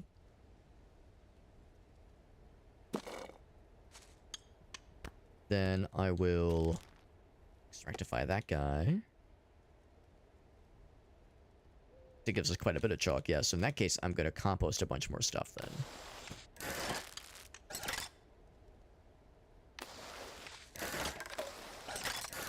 Quite a bit of garbage. I'm guessing this has to be composted, probably. Oh, can be turned into... Oh, that's kind of nice. That's really nice. Okay, though. I'll hang on to that one, then.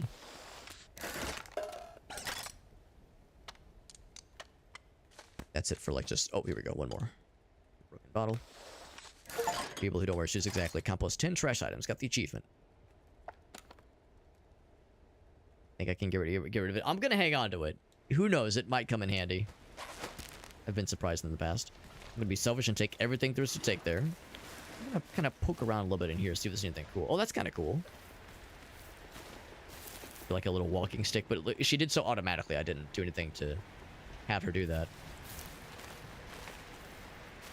Curious if there's anything over this way, but I'm guessing probably not. Just other potential ways to climb up. Some more water would be a good idea eventually.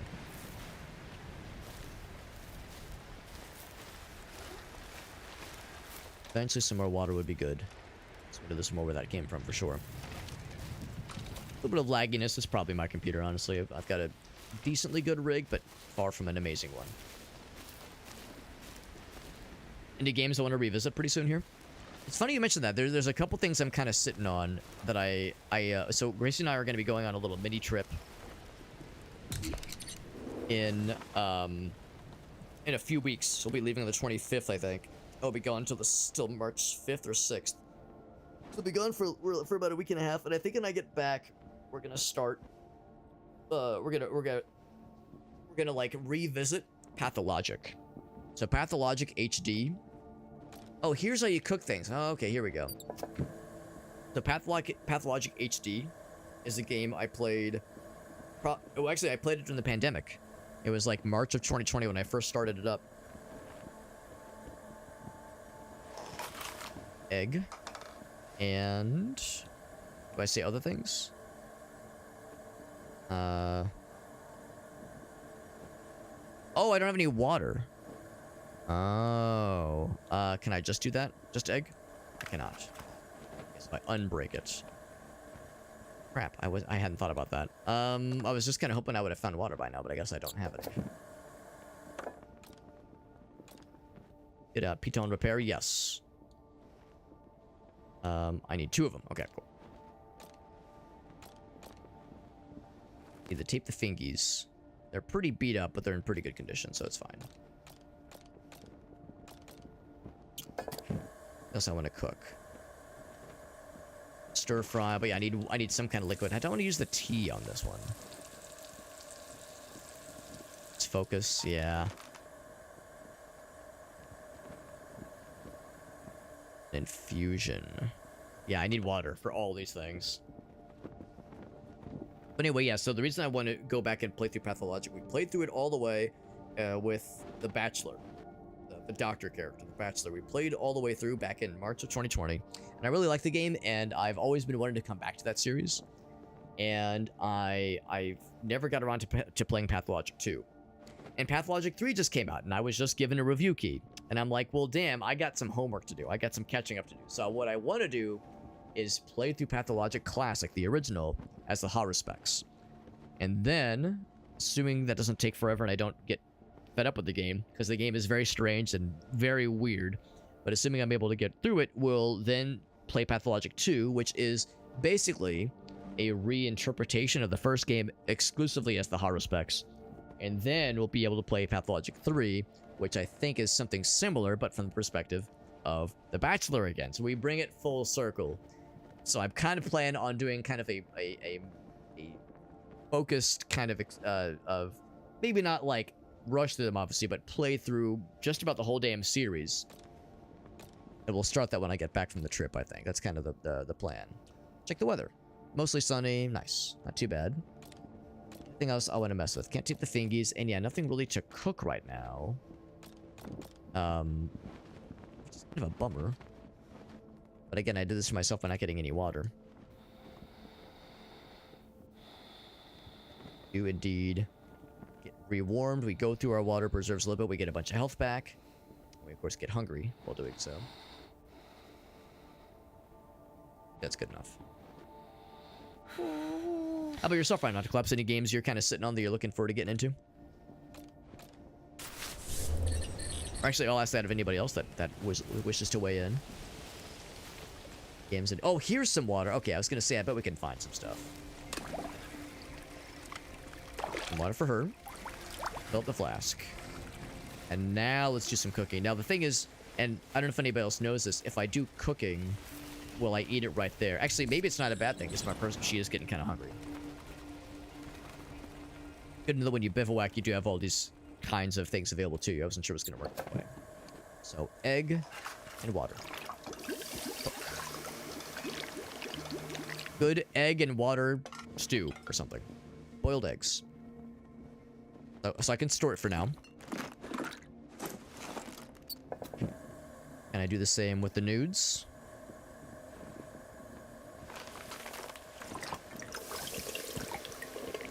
There we go. What's up, Shock Value? Good to see you, bud. That's a strenuous climb, a strenuous hike, but not a climb. Yeah, what you're describing sounds, you know, not for the faint of heart, for sure. Shock Value. Wouldn't exactly call that easy mode. Now we get like some real shit, man.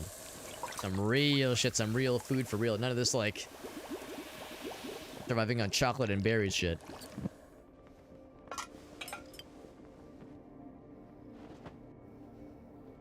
Started joining around the collapse. Yeah, it's a fun series. It's also not for everybody. I would blame nobody if they saw the game and they were like, bro, I don't know, this is like a little bit too weird.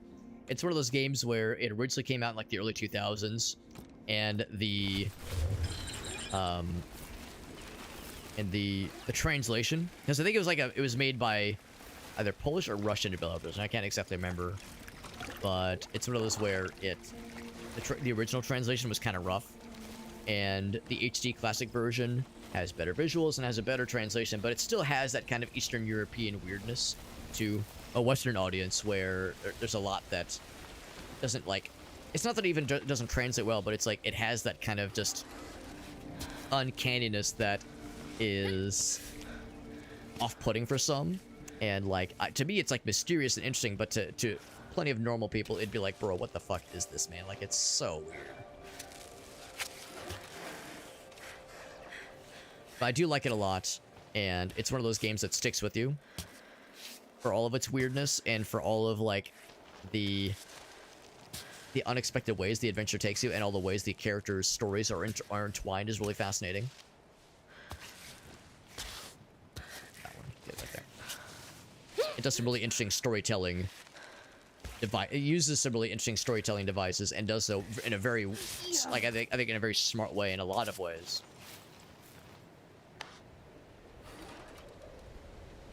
Yeah, even though I acknowledge it's not for everybody, I really enjoyed it, and it was one of those where it's like, yeah, now that I've played through as The Bachelor, I want to see more. Or where that came from. Got some clear water. And this, clearly... Yeah, it's like some kind of... well, I guess I don't know what this is. Is it a piece of, like, construction equipment? Or what they would be building? Of a mountain like this.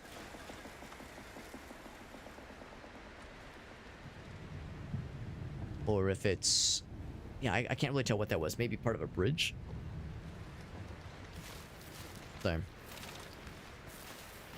Expected. Rainbow! Double rainbow! Actually, more of a single rainbow, but still, all the way. That's impressive. Darkwood, yeah, right out of Collapse. Yeah, buddy, I'm with you. That game looks really cool.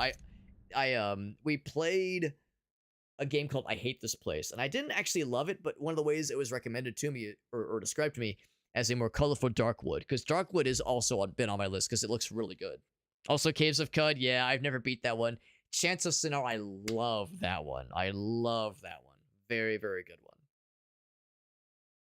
Did somebody... That's impressive shock value. It was like a religious experience. Wow. That sounds amazing. A lot of open area. That sounds beautiful, shock value. That sounds like a really nice experience. Like you said, maybe not a climb, but still a strenuous hike, and not for the faint of heart. So the fact you're able to pull that off, shock value, that is an accomplishment to be proud of. That sounds amazing, man. And the way you describe it, yeah, it sounds like some really next level stuff. That's beautiful. I'm gonna try to get up on that lip. In fact, when I say try, I mean succeed, because I mean, as if there's ever even any question. Of course we're gonna get that shit. Of course we're gaming. Plenty of food. We're all healed up. Is it raining? Oh, I thought it said it was like looking pretty good. As far as the future forecast. Maybe the thing that we saw is just the weather as it stands in that moment, not the forecast for the day. The good news is that just a short climb. Alright, can I squinch right there? I'd like to get on this little ledge right here. There we go. Better footing there. Let's see, I'll put my hand right there.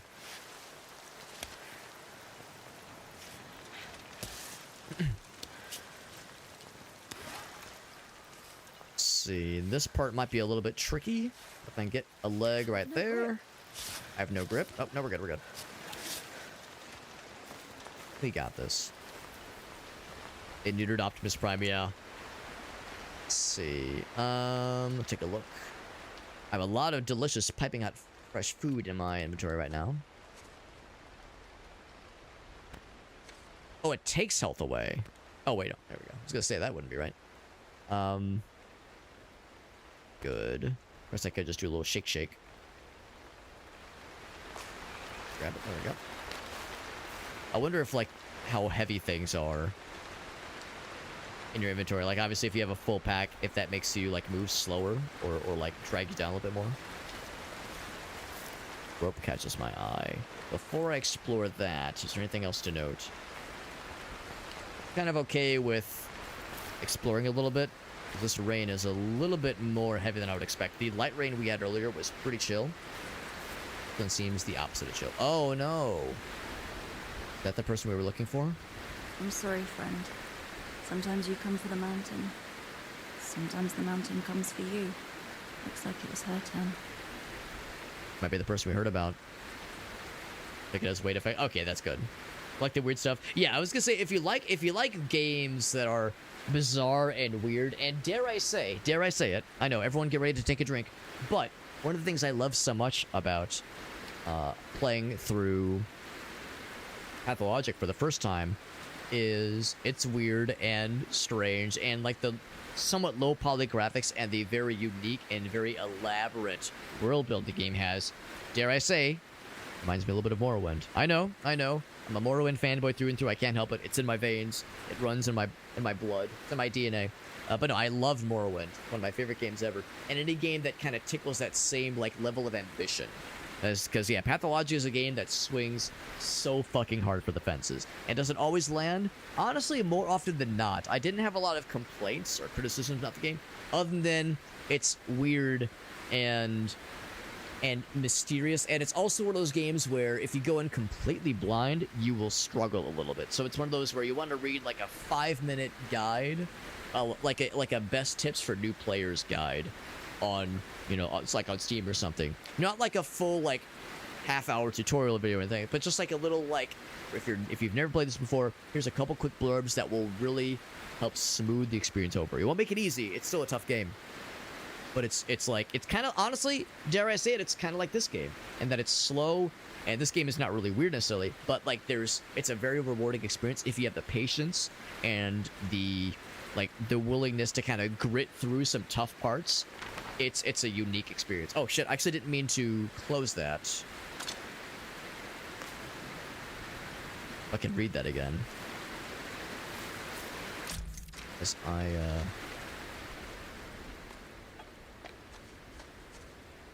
was hoping to read more of that. I like hit the button when I didn't mean to. Is there a way to like look back at old records of things? Oh, here we go. Yes, here we go. So, Gabrielle. Fever never subsided, your leg wound healed belatedly despite my poultices. Okay. We've gone back down, as you requested 3 days ago. Finding the pearly Elderweiss would solve all our problems. Show my interest in all that troglodyte folklore. Can you imagine a flower with miraculous properties that can cure even the dying? Oh, wow.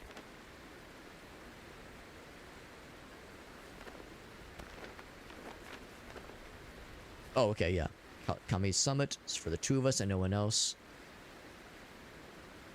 Has a particularly sinister ring. Allow me to search a little longer. Stay here, save your very last breath of life. Yes, I'll be back soon. So, I think Gabrielle is the woman we found. I think. Because I thought I saw that our protagonist used the her pronouns when addressing the corpse. I guess this is written by Roberto.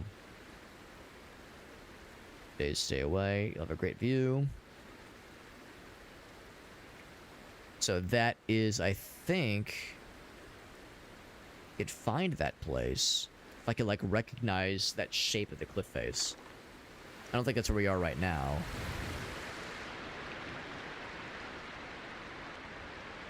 Yeah, so that's like a silhouette we'll have to try to keep an eye out for. That's really sad. Yeah, we did hear that there was one very experienced climber that disappeared. I don't know if that's that same person. Did we grab a note for that one? Archer climbing practice. Yeah, we didn't grab the note for that one. I can't remember her name. Caves of Cud and Noite. Yes, Caves of Cud's another good example of that. And like Kenshi, we played Kenshi for the first time a couple months ago, and that was a game where, yeah, just a small amount of like, just a 5-minute, like, couple of best practices, helpful tips was very helpful. Just enough to get you started. And Noite as well, yeah. 10 tips and tricks, yeah. Like I love watching like videos about video games and shit like that. Especially videos about games that I might not end up playing myself. I'm never one to like shit on somebody like, you know, watching videos about something they're kind of curious about. But some games, the joy of discovery is part of the fun, part of the experience. It's or at this, what this kind of looks like, because yeah, I think that kind of shelving looks really nice. we can get up on that side, I'll feel really good. I think we can do it. Yeah, in fact, I know we can. I know this will work.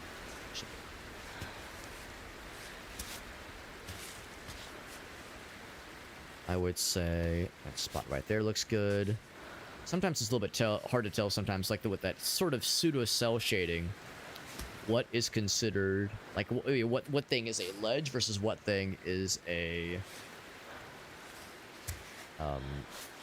actually. Yep. Not quite, but good enough, I think. Yeah, what is a ledge versus what kind of thing is actually like kind of caving backwards? A little bit awkward. I don't like that arm placement. That one. Yeah, there we go. Spot right there. That's a good spot. Ooh. Doing okay. Doing okay. That's a good grip right there. Oh, got the wobble leg. Stanky leg once again. Everybody loves a good stank leg.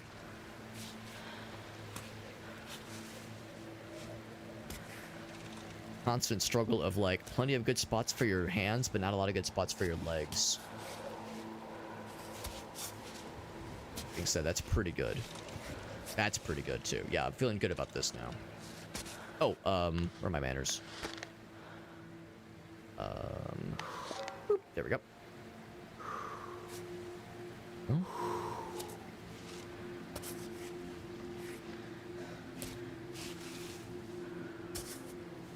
Spot there. That looks very uncomfortable, but that actually might work pretty well. Okay, yeah, bring that leg back around. That looks much more sustainable.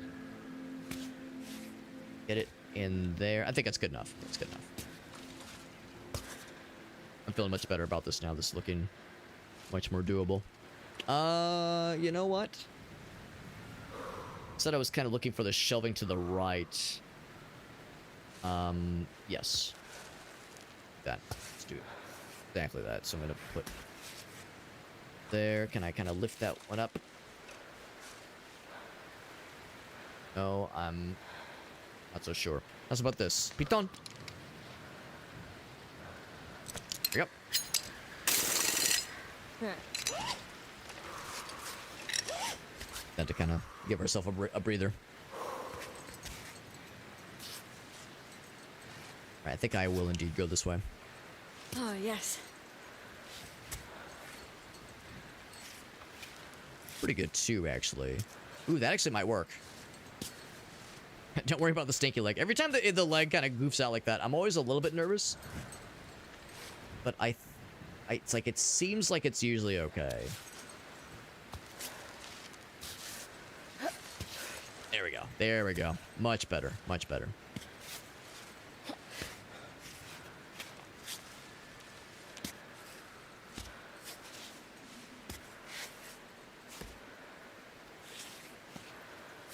Further down, that's fine. Yeah, this kind of like natural shelving kind of thing I like to lean against. More than I would like for it to. But that's fine, that's fine. We still got a ways to go. I might, let's see. There was a... Yeah, it's like if there was a way to just kind of chill for a little bit. And I think we can. I think I can just chill. Just like, because I'm kind of tempted to like maybe wait for the rain to ease off a little bit. I could put another piton down. Let's do a little bit more. Let's do a little bit more, then I'll kind of decide.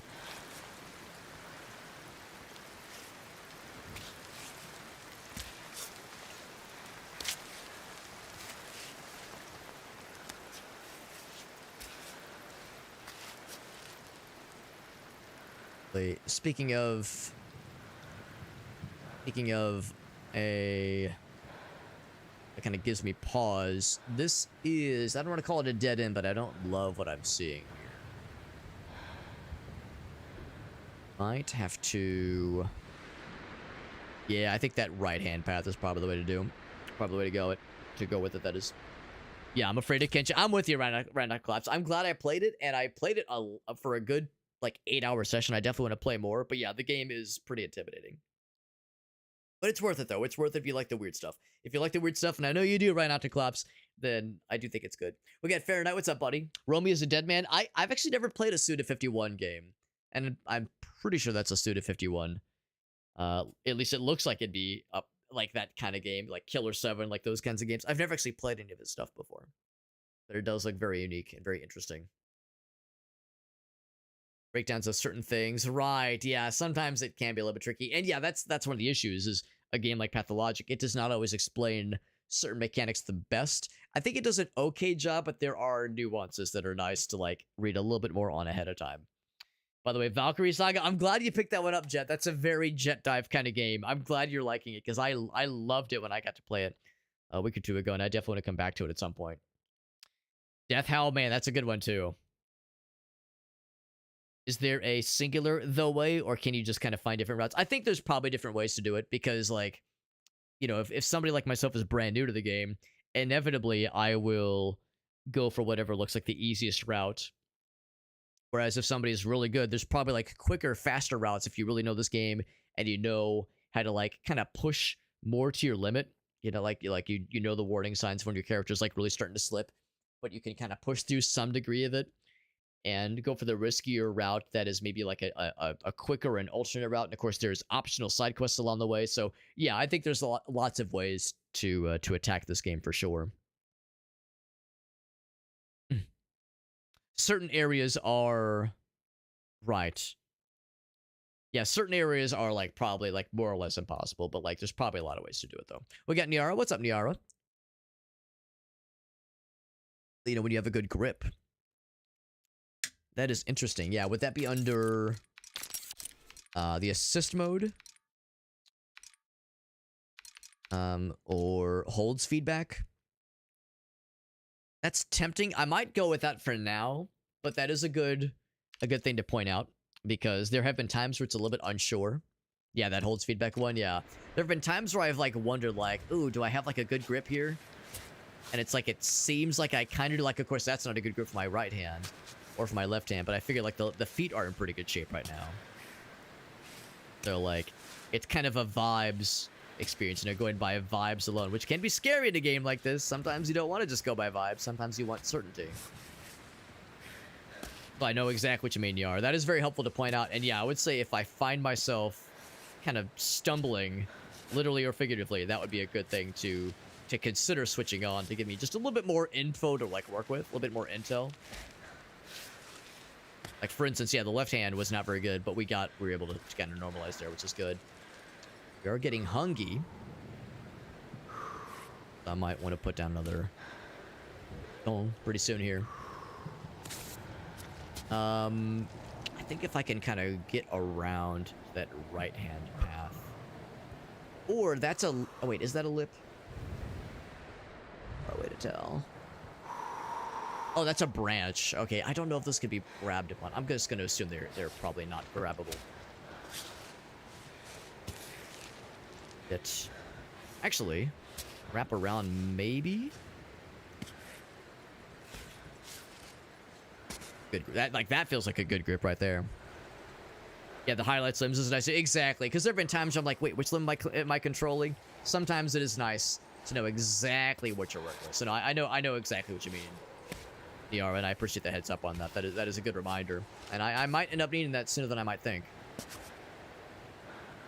I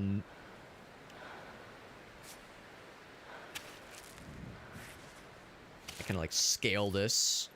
Oh, there's a little lip there. That's actually very helpful. There we go. That's actually better than I thought it was going to be. So we were kind of like up on it. There we go. That's pretty good. That a lip there? No, I think that's just like the shade, like the lighting, basically. I'm going to. Oh, I hacked it. It's enough, but we're gonna break it. Unfortunately, that's okay. We got some extras. Gonna eat some food real quick, so our lady's getting hungry. Get that egg, baby. Yep. Is the limb shake an indicator? Sometimes it is. Sometimes the limb shake is just like the weird like the game trying to resolve a weird thing that the skeleton, like the character's skeleton, is trying to do. Like sometimes it's just a weird like physical, or not physical, like visual goof, but other times it is a sign of like, usually accompanied by labored breathing or like panicked noises. That kind of thing usually is like the indicator that yeah, you need to like be very careful. It is a pretty game. It absolutely is.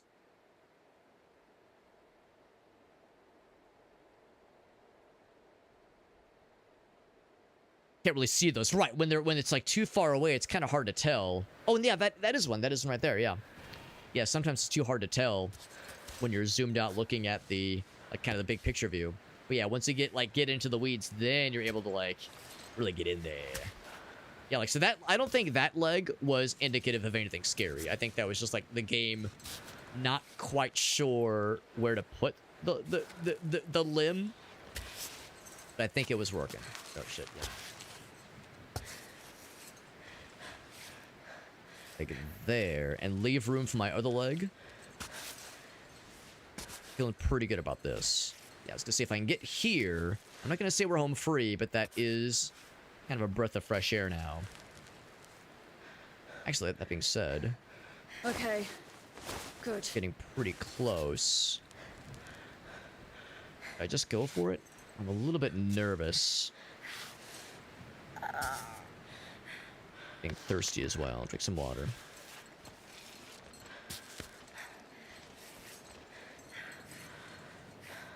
So close. Ooh. All right.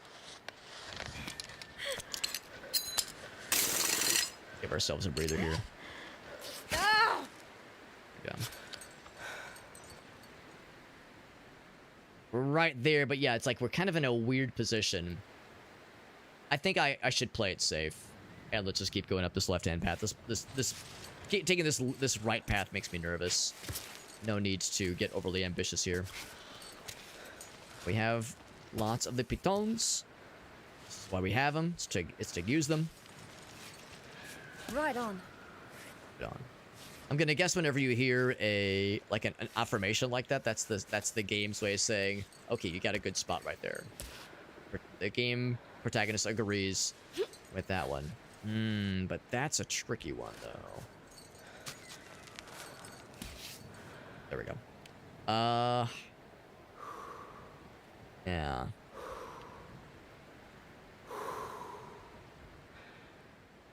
I stood on that. Yeah, I mean, I just tried that and it didn't really go anywhere. Have a good night, Nero. Thanks for popping in and just kind of for a little heads up on some of the control scheme, because that is very helpful. Let's do this. Chalk up. Extra grip for a bit. Let me see if I can. That's enough. Oh, there we go. There's a little lip there. I didn't even notice. Is this even feasible? Shockingly, yes. That was more feasible than I thought it was going to be.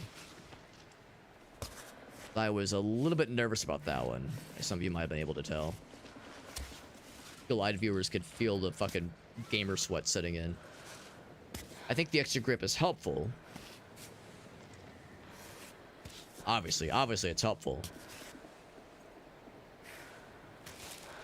But yeah, now I'm feeling a lot more confident.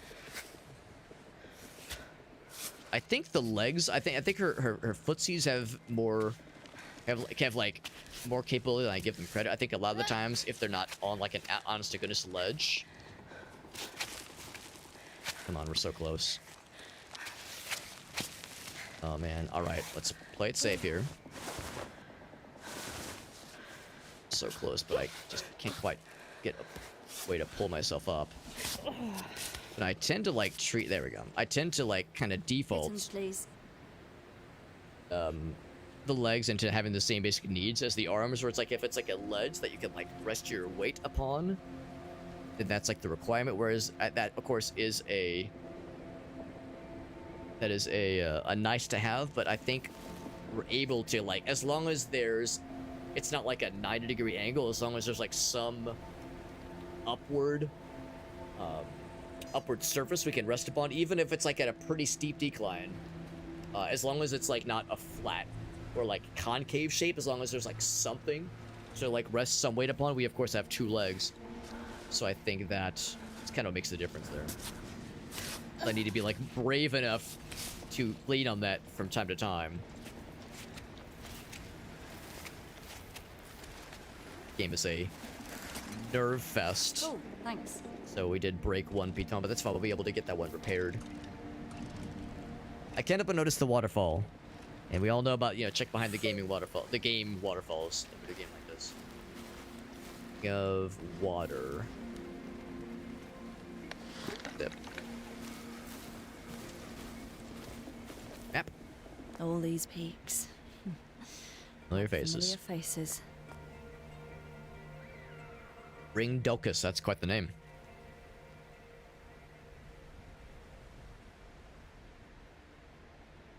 Planning a hike in the region. Don't miss the Tentarel omelet in the bistro. Nice. So yeah, that's like that's an actual cabin. Yep. And of course we've seen the climbing gym. That's where we started the game. Good for trading, and of course it leads very pleasantly into, I guess, where we are right now. Or like, well, maybe not, maybe, well, because this, I'm gonna guess that's the big one, right?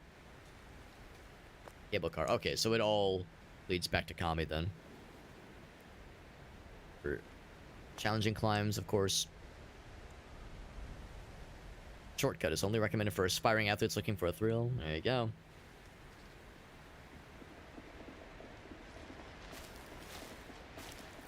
Robot buddy. Resources. There is a rest spot here. I don't see any water yet. Not there. Now I don't know if this is a gravestone or if it's just a fun little piece of decor. I like it regardless of what I'm saying. Though I might not like it if it's, you know, something sad. A cable car. Follow the red ropes to reach the points of interest. Defaults will give you easier access to the upper levels.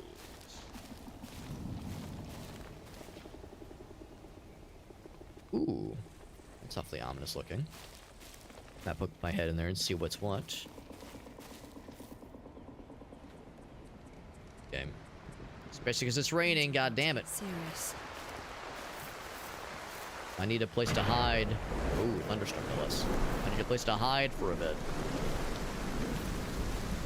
The weather. This is as good of a place as any. Wouldn't be sad to like try to collect some water or something if that was an option.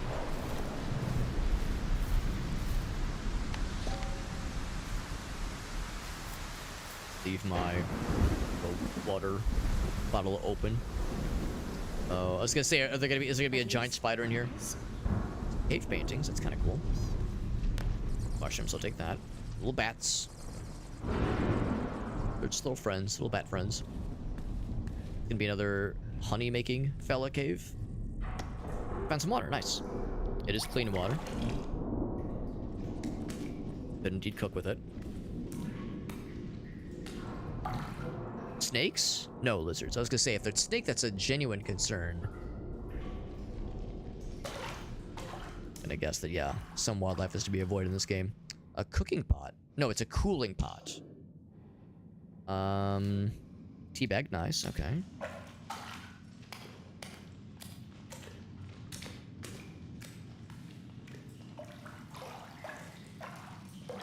Oh. Take a look. Take a look at what I got right now. I have a lot of these kinds of deals. I should make some, like, healing poultices. That'd be nice. And maybe what I'm gonna go ahead and do is exactly that right now. We have a lot of these extra little fellas in our inventory. Go back to...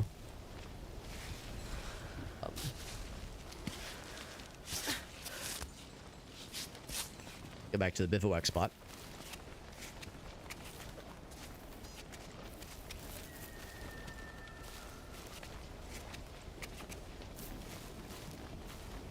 And just so I'm clear, we have the recipe on making super honey.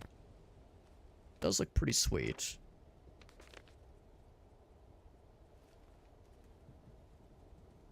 Huh. think that's gonna work. I think it's gonna work. Oh, did I eat one of those though? Like a raw? Oh, maybe I ate both of them. Dang. That's okay. Yeah, I think I did eat both of them. I thought for some reason I had 2 of them. I thought I ate 1. That's okay. Cause yeah, that super honey stuff is pretty nice. What I will also do though is get another use of that. But it would just kind of combine them. What I am going to do is a couple things. We have some actual normal ass water there. Gonna compost this guy. That guy. Else is kind of gross here, but yes, I'm gonna go ahead and bivouac here. Construction of with the broken piton pieces. Oh, little cutscene.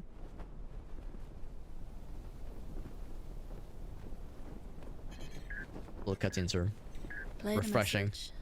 Happy birthday to you. Is it her birthday? Happy birthday to you. Happy birthday, dear Ava. Happy birthday to you. Happy birthday, Ava. I hope you remember to take candles up there and a cake. Give me that, Rosie. Sorry, Ava. We figured we could still celebrate your birthday with or without you here. I think Rosie had a few pints already. You wouldn't believe how much she can handle. Anna's here too. And Tommy. Sure you heard him singing off key. Anyway, hugs and kisses. Hope you're enjoying your birthday wherever you are. And I hope you're thinking about us, okay? Such a goofy bunch. Oh, I think that's sweet. This game has a lot of heart. Much more so than I would Happy expect. birthday, Alva. A game about climbing. Climbing simulator adventure game.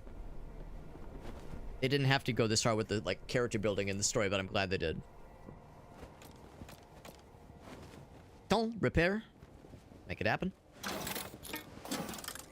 2 chunks go in. 1 fully formed piton comes out. Living in the future. Self-screwing. How are the fingies doing? Excellent condition, excellent condition. Good. Stick with it then. So, let us cook.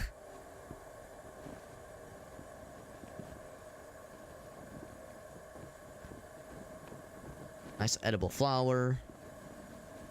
I will do that. And some water.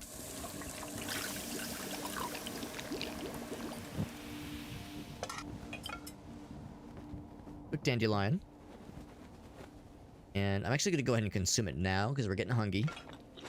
Nom nom nom nom nom. That's a cool animation. That's very cute. I'll go ahead and make another one of those. I might as well.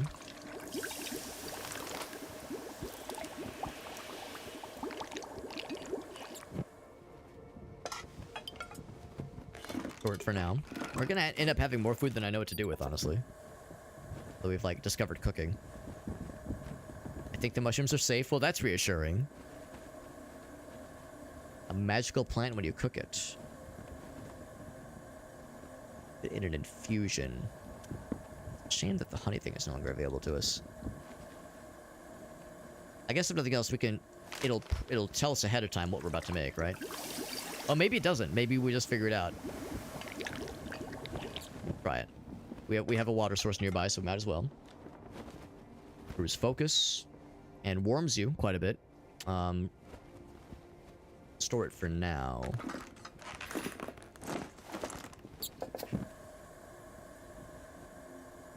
Oh, it made the whole thing a gentian infusion. That's kind of cool. That's what infusion means. Oh, okay. I gotcha. That's kind of nice.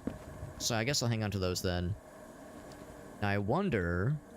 Oh, actually, we do have just regular water. Yeah, you know what? Let's use that for cooking, because I'm kind of curious what this will do.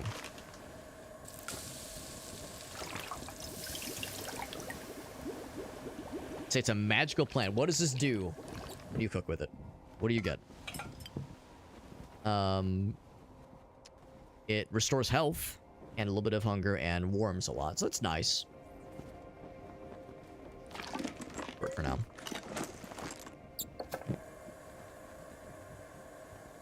Hold off on the mushrooms for now.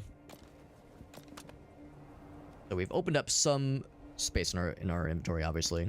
We still have that empty can. Here we go. Yeah, so I want to compost that.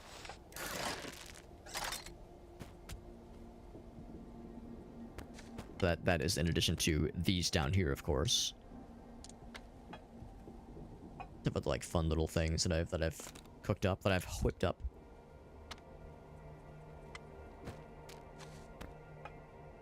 And to the point where we have like a kind of an abundance of extra stuff we don't really need necessarily. Any wounds, that's good, yeah. Because that does happen to me sometimes. Hard to believe, but it does happen to me. I think what I'm gonna do is I'm gonna go ahead and grab the stuff. We saw it down there, now it's windy.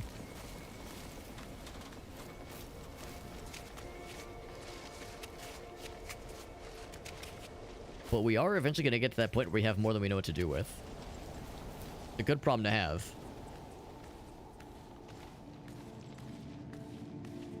I wonder if we're gonna ever interact with like another human, like a live human in this game.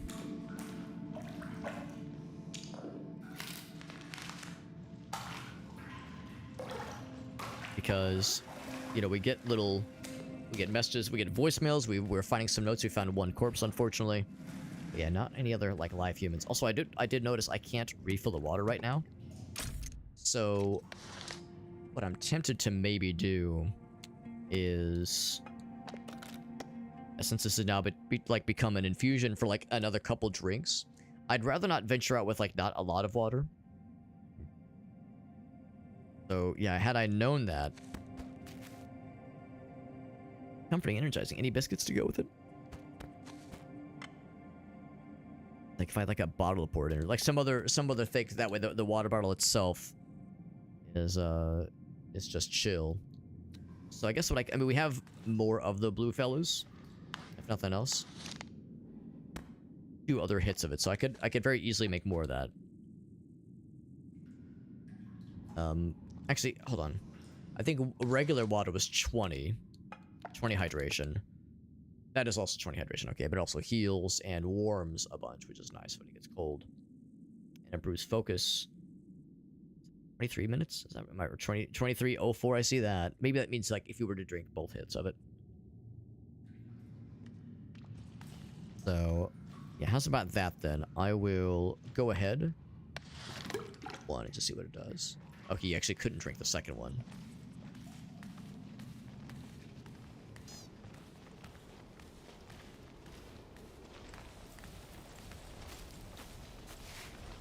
What I might go ahead and do is... Oh.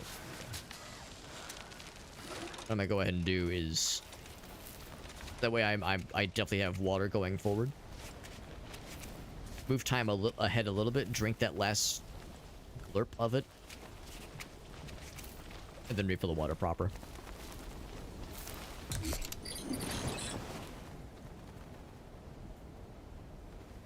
Yeah, there is something up to the top right there. That's like another existing spot, I suppose.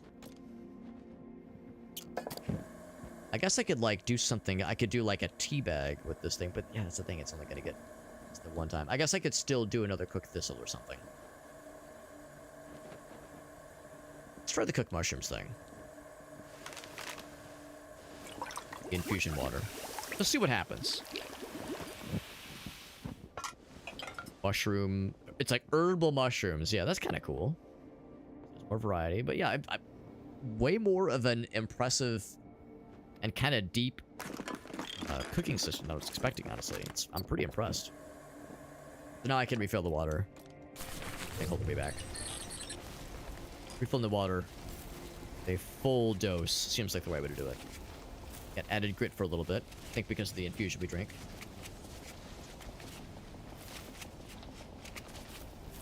These kind of little oasis moments where you can restock and just kind of like gather yourself a little bit before you venture back out. It's refreshing and kind of necessary because again the pressure's on in this game. It's very good, but there's a lot. Very good. Very good video game. Not the kind of game I would have gone out of my way for. Like, I knew it was going to be special, just based on the acumen of the developers, the games they've made in the past, and the buzz that I was seeing, and like the reception for the demo. Like, I knew it was going to be good, but just if you were to tell me, yeah, adventure, simulation, climbing game, I wouldn't go out of my way to try it out. I wouldn't go out of my way to try to get a copy of it, that is, but I'm very pleased. With all of that, we can see if there's anything up this way. Begs the question, who would have built these guardrails then? They're a little bit dinged up. They've been around for a minute, but still, a person or persons would have placed these here.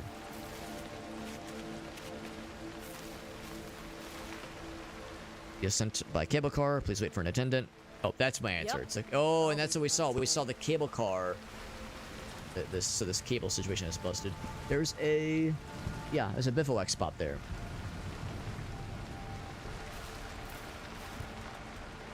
And these are, like climbing, like a headlamp helmets kind of deal. Do a running jump if we wanted to. I don't know if we need to necessarily. It just as easily start from down here. I think that would probably be the safer bet. At least I want to explore it because I do see something down here. But yeah, that's what we've been seeing though. We've been seeing a bunch of garbage. A torn drawing. Cave below, free music. Nothing that I really want right now. We got plenty of stuff. Nothing else down here to speak of. A little bit of a dip down there. Just a little bit of a dip.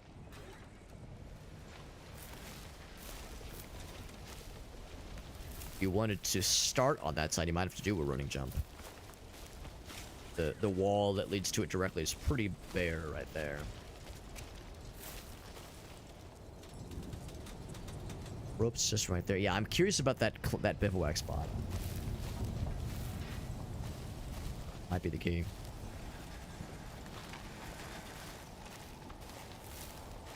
The game is kind of like subtly, not so subtly, nudged us into checking the spot out, so I say we might as well. If I do the running jump, if nothing else, we could like climb down a ways and kind of rest on that little lip right there. This gives us, I think, lots of options. We're doing like a pretty good climb. Like that kind of center column right there should be pretty good. All right, 1 for the money, 2 for the show. Hup. That's actually pretty good. Yeah, we latched on like really well. I was thinking we'd have to like kind of micromanage our stamina a little bit more. Yeah, Homegirl handled that very well. In Breath of the Wild, you know, you make a jump like that and you think like, okay, I'm gonna have like limited stamina when I land. She latched on very good. Homegirl knows her shit.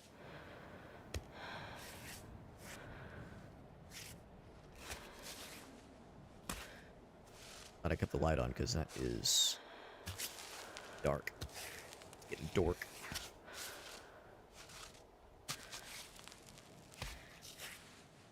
I snuck up on you too. Yeah, let's talk about that center column. I'm a little bit concerned. I don't think I am. Never mind. I don't think I'm concerned at all. I think...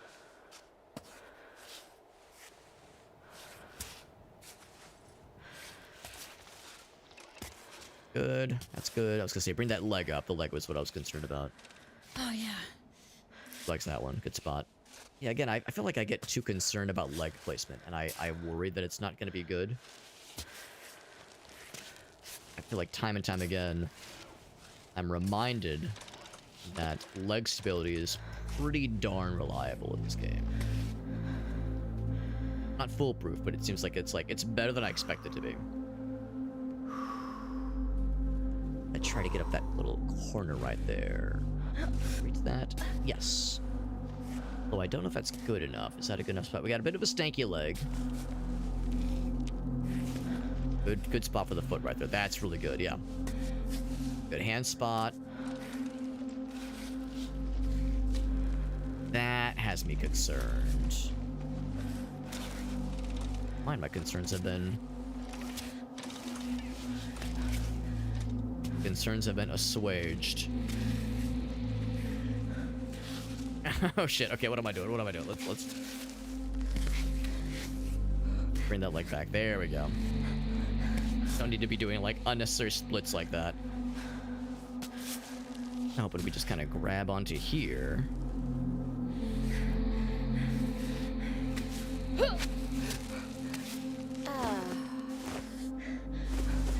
That wobble makes me nervous. I feel like we're so close.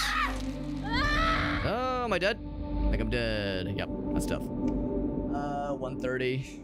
Our first death, actually. Last save point. So close. We were, like, right there.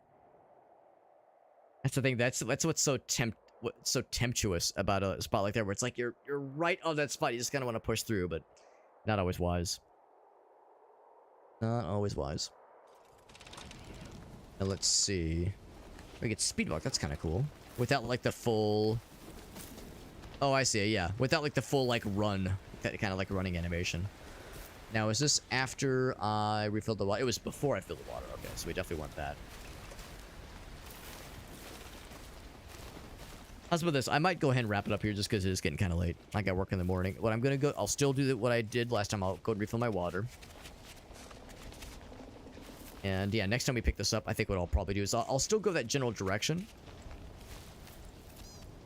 Because I do definitely want to see what is in that resting spot, that bivouac spot that we saw. Lots of clear water, please. And we got a whole bunch of stuff in our inventory. Do I have those aromatic mushrooms that I made still somewhere? Well, yeah, those herbal cooked mushrooms. That's so cool that you could use like herbal water and infused water for cooking, and it carries the herbal effect over. That's really slick. Or you could just turn your entire container, your water container, into an infused water.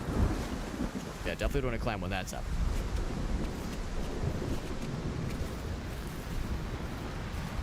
Game's very good. I'm really impressed. Ooh, purple light. That's how you know it's good. Good thing I'm not holding any, like, large metal objects. Thank goodness I'm not holding any large metal objects that could conduct lightning. Oh, man. This game is very, very special. This is a special game for sure. It's no wonder it has been received so well. It's no wonder it was so hotly anticipated. It's so interesting when a game like this that these developers have made other cool games. They made Fury. They made what else did they make? There was a couple of things that caught my eye. The Game Makers is the name of the developer. They made Fury. They made Haven, which I heard was good. I never did play that one. But they haven't really made a lot of mainstream notable games like common household gamer name kinds of games. That have, really like captured people's imaginations. So the fact that a game that, like, as this game was first announced and like some demos were shown to some, like, some game publication sites, some game journalism sites, that kind of thing, and it was generating as much buzz as it did, and then the Next Fest demo hit, and a lot of people picked up the Next Fest demo. They said, "Holy shit, this game is this is going to be incredible." The fact that this game kind of came out of nowhere and won so many people's hearts, it was worthy in doing so. It's a very good game, and I just keep coming back to, like, this is a special game.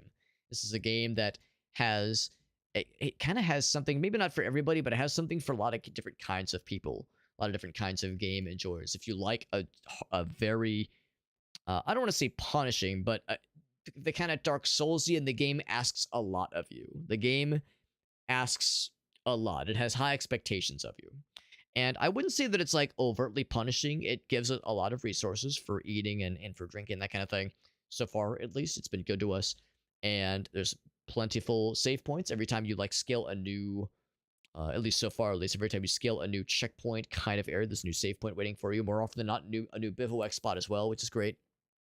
So, yeah, I wouldn't use the word punishing, but definitely like very challenging. There's like a challenge here, but for those that also give a shit about character building and like background and lore and storytelling. There's a lot of that too. There's the survival aspect. Some of the survival aspect might be a little bit like maybe not the kind of thing that you like as much.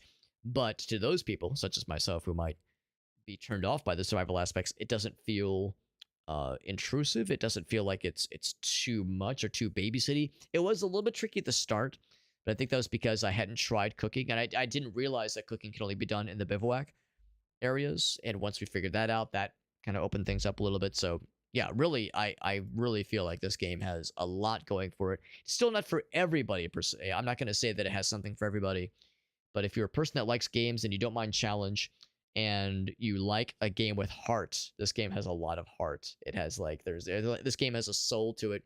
The developers clearly put a lot of passion into it. I think the game probably had a fairly, I don't know, maybe not a long development cycle because games are hard to make, but I'd been hearing about this game for quite some time, for like a few years now. So the developers clearly spent a lot of resources making this thing, and yeah, probably put a lot of themselves into it.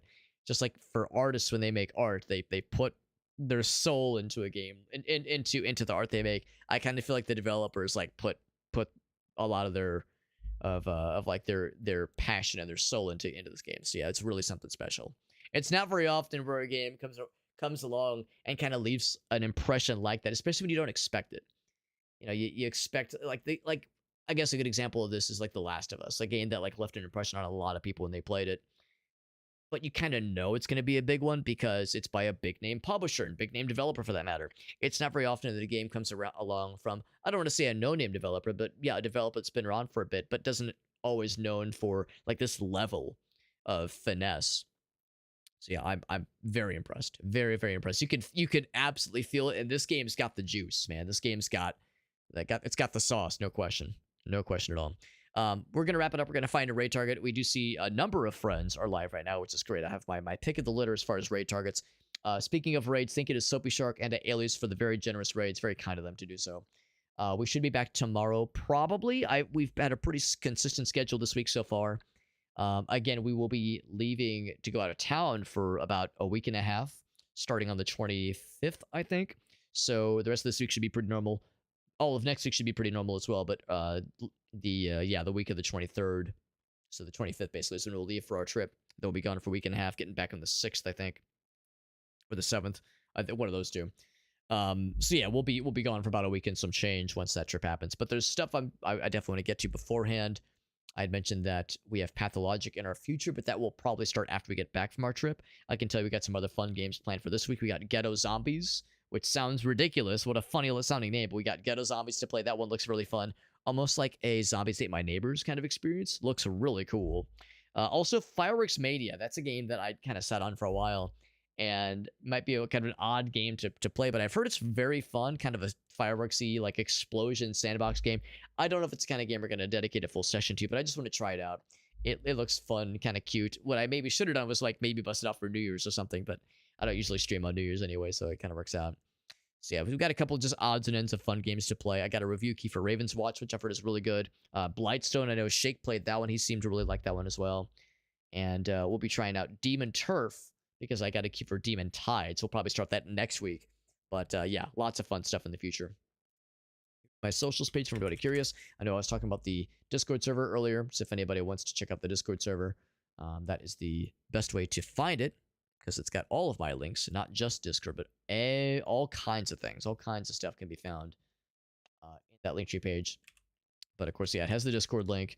I mentioned we do giveaways every so often in our Discord, so if you have interest in participating in some raffles and try to get some free Steam keys, that's a great way to do that. We, of course, I will not tag at everyone. I will never do an at everyone in my Discord unless it's truly something that like needs attention, like an emergency or something. But generally speaking, I'm not going to spam you with notifications. We do have optional channel roles that will notify you if you want to be notified. Then we have channel roles for like getting notified when I go live on Twitch. We have channel roles for when I make a YouTube video on my main channel. We also have channel roles for when a channel rather for when a new giveaway opportunity is available. So if you want to participate in those Steam key giveaways, there's actually a channel role in the Discord server that will notify you in Discord whenever a new raffle opportunity is open. So that kind of stuff is out there for those who wish to do it. Otherwise, that socials page has my social media. So things like Twitter and Instagram, Blue Sky, all that shit. It's got my email address if you ever want to reach out to anything, if you have any questions about any games that I play, that kind of deal. I'm easy to track down, man. I'm not hard to find. Not hard to find at all. And like I said, we should be back tomorrow. If there's any major changes to the Discord, to the server, I'm sorry, to the schedule. If there's any changes to the schedule, I'll make sure to post about it in the weekly schedule channel in the Discord server. And let's raid Mighty Goose because he was very kind. He raided me last week, I think. He's playing some Valheim with some homies right now. He's actually been going for, oh my god, 12.5 hours. This man is gaming. What a stud. This dude is going ham as a motherfucker, as they say. But we're going to raid into this lad because, like I said, he was really nice. He raided us a little while ago. I think it was last week or so. Let me unmute real quick to make sure he's not wrapping up the stream. He might be ending his stream, actually. Yeah, he might be ending the stream. All right, let's do this. I'm going to leave that up for a moment, but I'm going to look for another raid target. I do still want to raid him at some point because, like I said, he was really good to me. He raided us, I want to say it was last week. We have a couple other folks that jump up. I do see that Rob is playing Romeo is Dead, which is the game that Fahrenheit was just telling us about. That game does look very cool. Also, Aquatius doing some Troy. That guy's always the coolest. Philly's playing Menace, which looks cool. Yeah, lots of folks are doing some really cool games, honestly. Ilion is doing Wild Frost. Oh, never mind. Mighty Goose is still going. Let's do it. We're going to raid Mighty Goose. Let's do it before he ends his stream. Before he changes his mind and wraps up his stream. So we're going to go ahead and raid this lad. Like I said, he was really cool when he raided us. And that was my first time getting introduced to his content. That'll be a nice time. Thanks for hanging out, guys. Thank you again to Alias and to Soapy Shark for those raids. I should be back tomorrow. The plan is to play that Ghetto Zombies game because it looks delightful. We have a review key for that one, so I'll be checking that one out. Very much a retro-inspired Zombies Ate My Neighbors kind of looking game. I think it might also have some roguelike aspects as well, but don't quote me on that. We'll be playing that tomorrow. We got some fun stuff planned for the rest of this week. And we'll see about co-op games with the boys on Sunday. I was saying how, like, I've got a friend gathering I'll be most likely going to on Sunday evening. I don't know how late it'll go. So I'll probably come back kind of late for that one, but I'll still participate in some way, most likely. And then next weekend, we'll probably be able to do some co-op games as well on that Sunday. So yeah, so the one coming up, the 15th, we'll kind of see how that goes. But the 22nd, I should be able to do some games with the homies then as well. Anyway, y'all have a great night. Thanks for hanging out, friends. And thanks for joining us for Cairn. Take care, everyone. Good night.